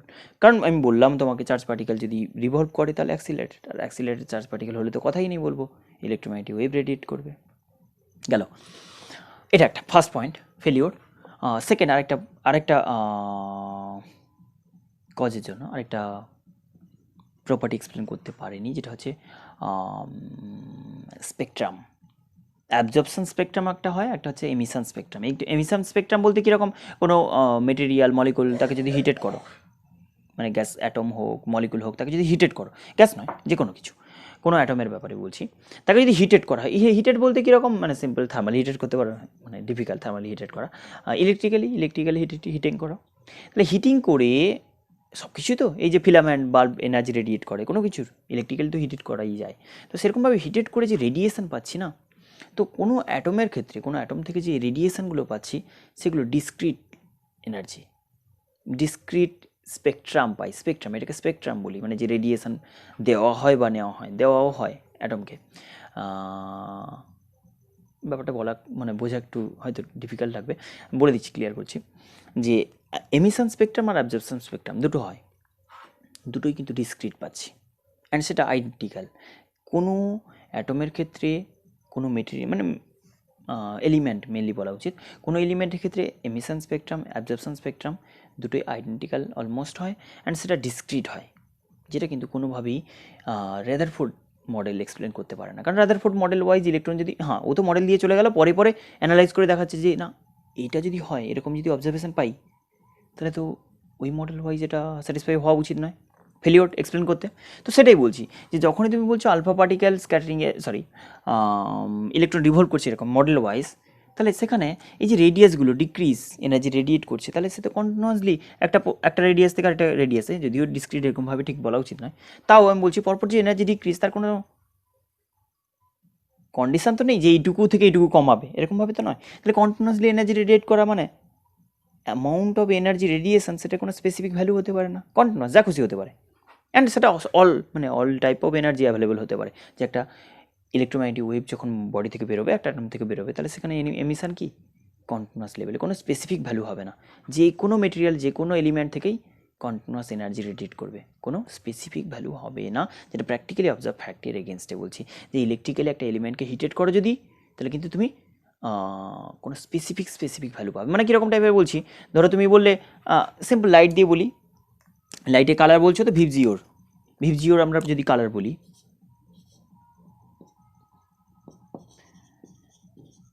ভিভজিওর যদি কালার বলি, তাতে হয়তো বললাম একটা অ্যাটমকে এক্সাইট করলে বা একটা মেটেরিয়ালকে এক্সাইট করলে, তাতে করে যে রেডিয়েশন পেলে তার কাছ থেকে, সেখানে হয়তো অরেঞ্জ পেলে, ব্লু পেলে, বাকিগুলো নেই, বা আরও কিছু পেলে, হয়তো অরেঞ্জ পেলে, ভায়োলেট পেলে, ব্লু পেলে, এরকম, বাকিগুলো পাচ্ছি না, সব কালার পাচ্ছি না। বা আরও একটু ক্লিয়ারলি যদি বলা হয়, ধরো ওয়েভ লেন্থ বললাম, যে রেডিয়েশন পাচ্ছি ওর কাছ থেকে, হয়তো তুমি বললে 100 ওয়েভ লেন্থ পাচ্ছি, দেন পাচ্ছি 250, মাঝে কিন্তু এই ওয়েভ লেন্থের মাঝে কিছু পাচ্ছি না, কিন্তু এটা বলছে ধরো অ্যাংস্ট্রম, আমি সাপোজ বললাম, সেখানে তুমি বলছো যে ইলেকট্রোম্যাগনেটিক ওয়েভ যদি রেডিয়েট করে, এর ক্ষেত্রে তো কোনো স্পেসিফিক ডিসক্রিট ভ্যালু এরকম হওয়া উচিত না যেখান থেকে এরকম কমবে না। বলছে যে আরবিট্রারি যে কোনো ভ্যালু তুমি পেতে পারো, অল প্রবাবিলিটি ইকুয়াল আছে, মানে তার মানে সব টাইপের রেডিয়েশন পাওয়া উচিত, কিন্তু পাচ্ছ তুমি কিছু ডিসক্রিট ভ্যালু, রাইট? সিমিলারলি কোনো অ্যাটম মানে এলিমেন্ট, কোনো স্যাম্পল, তার ভেতর দিয়ে যদি আমি লাইট পাঠাই, হোয়াইট লাইট পাঠালাম, তাহলে সব টাইপ অফ লাইট প্রেজেন্ট আছে। হোয়াইট লাইট মানে কি, ভিভজিওর প্রত্যেকটা কালার প্রেজেন্ট আছে। তুমি ওই পাস করানোর পরেই লাইটটাকে এখানে যখন অ্যানালাইজ করছো, তাতে দেখছো কোনো পার্টিকুলার কালারের লাইট ইন্টেন্সিটি কমে যাচ্ছে, বাকি সব সেম আছে। ধরো আমি বললাম ভিভজিওরে বলছি, এখানে পার্টিকুলারলি আমি বললাম ইন্ডিগো নেই, ইয়েলো নেই না, ইন্টেন্সিটি কমে যাচ্ছে, বাকিগুলো মোটামুটি সেম আসছে, অলমোস্ট সেম ইন্টেন্সিটি। ওই পার্টিকুলার দুটো কালার বা দুটো তিনটে, আমি জাস্ট এক্সাম্পল দিচ্ছি, যে কোনো একটা এলিমেন্ট মানে সিম্পল একটা মেটাল ফয়েল, তার ভেতর দিয়ে কালার অফ লাইট পাস করাচ্ছ, ওইদিকে অবজার্ভ করে দেখছো, অ্যানালাইজ করে দেখছো যে কোনো পার্টিকুলার কালারটা মিসিং নয়, ইন্টেন্সিটি কমে গেছে, মানে ওটা অ্যাবজর্ভ করে নিয়েছে। তাহলে অ্যাবজর্পশন স্পেকট্রাম আমি দেখছি কোনো পার্টিকুলার কালার মিসিং আছে, যখন মিক্স আপ করে পাঠাচ্ছি ডিফারেন্ট কালার অফ লাইট বা ডিফারেন্ট ওয়েভ লেন্থে লাইট পাঠাচ্ছি, কোনো পার্টিকুলার কালার অফ লাইটটা বা পার্টিকুলার ওয়েভ লেন্থের রেডিয়েশনটা আমি মিক্স করে সব টাইপের রেডিয়েশন পাঠাচ্ছি, কিন্তু সিলেক্টেড কিছু, তুমি যেরকম আগে বলছিলে যে হিটেড করলে সিলেক্টেড কিছু জিনিস পাচ্ছি, আমি বললাম সব পাঠাচ্ছি, সিলেক্টেড কিছু লস্ট হয়ে যাচ্ছে, তাহলে ওই সিলেক্টেড কিছুকেও নিয়ে ফেলছে। আগের কেসে বলেছিলাম সিলেক্টেডও কিছু দিচ্ছে, এখন বলছি সিলেক্টেড কিছু নিচ্ছে। এটাকে বলি ডিসক্রিট স্পেকট্রাম, মানে যেটা লাইন স্পেকট্রাম আমরা বলি, যে পার্টিকুলারলি এই দুটো লাইন পাচ্ছি, বাকিগুলো নেই। এটা রাদারফোর্ড এক্সপেরিমেন্ট দিয়ে কোনো, মানে রাদারফোর্ড মডেল ওয়াইজ এক্সপ্লেন করা যায় না, যেটা কিনা ও প্রেডিক্ট করেছিল যে ডিফারেন্ট অরবিটে আরবিট্রারলি রিভলভ করতে পারে, কোনো স্পেসিফিকেশান কিছু নেই, আর সেটা ওয়াইজ দুটো দিক দিয়েই ফার্স্ট ফেলিওর, মানে দুটো দিক দিয়েই ভায়োলেট করছে, কন্ডিশন কোনোভাবেই নয় যে রিভলভ করা মানে এনার্জি রেডিয়েট করা, এনার্জি রেডিয়েট করা মানে কন্টিনিউয়াসলি ডিক্রিজ করতে থাকা অরবিট আর তাতে নিউক্লিয়াসের উপর পড়ে যাওয়া। এটা কখনোই নিউক্লিয়াসের স্টেবিলিটি এক্সপ্লেন করতে পারে না, প্র্যাকটিক্যালি হওয়াই উচিত নয়। কিন্তু নিউক্লিয়াস তাহলে কী করে স্টেবল থাকে সেটা এক্সপ্লেন করতে পারেনি। অ্যান্ড সেকেন্ড, লাইন স্পেকট্রাম কোনোভাবে এক্সপ্লেন করতে পারেনি, যে লাইন স্পেকট্রাম বলতে আমরা স্পেসিফিক কিছু ভ্যালু পাই, কিন্তু তোমার থিওরি ওয়াইজ বলছে কন্টিনিউয়াস পাওয়া উচিত, আমরা প্র্যাকটিক্যালি পাচ্ছি পার্টিকুলার কিছু। অ্যাবজর্পশন স্পেকট্রাম হোক বা ইমিশন স্পেকট্রাম, অ্যাবজর্পশন স্পেকট্রাম বুঝে গেছে যে কোনো একটা পার্টিকুলার মিক্স আপ লাইট যদি পাঠাই, সেখানে সিলেক্টেড কিছু লাইট অ্যাবজর্ব হয়, সব লাইট অ্যাবজর্ব হয় না, সিলেক্টেড কিছু ওয়েভলেন্থ বা কালার বা ফ্রিকোয়েন্সি লাইটই অ্যাবজর্ব হয়, বাকিগুলো সব আনডিভাইডেড পাস করে যায়। এটা বলছি এমিশন স্পেকট্রাম। তো সেখান থেকে বোর মডেল স্টার্ট হবে। বোর যেটা অ্যাজিউম করলো, ও মেনলি একটা জিনিসই প্রেডিক্ট করলো, তার মানে পেছনে অনেক লজিক ছিল, অনেকভাবে এক্সপ্লেন মানে অ্যানালাইজ করে ওটা করেছে যে ডিসক্রিট কিছু সিলেক্টেড জায়গায় থাকতে পারে, ইচ্ছে মতো যে কোনো জায়গায় বসে যেতে পারে না, মানে ইলেকট্রনগুলো রিভলভ করতে পারে না, স্পেসিফিক কিছু অরবিটে, স্টেবল কিছু অরবিটে রিভলভ করবে। সেটা নেক্সট ভিডিওতে কন্টিনিউ করবো। এখানে এই পর্যন্ত রাদারফোর্ড এক্সপেরিমেন্ট ফেলিওর বললাম। আর দুটো জিনিস mainly impact parameter and distance of closest approach, এই দুটো জিনিসকে ভালো করে ফোকাস করতে হবে। এটা থেকে নিউমেরিক্যাল ওই এনের যে ফর্মুলাটা দিয়েছিলাম ওটা তেমন একটা ইউজ হয় না, বাস ওই দুটো parameter, impact parameter and distance of closest approach, এই দুটো দিয়েই কিন্তু নিউমেরিক্যালগুলো যত কিছু আসে ভালো করে ওই দুটো রেডি করো। নেক্সট ভিডিওতে দেখা হচ্ছে।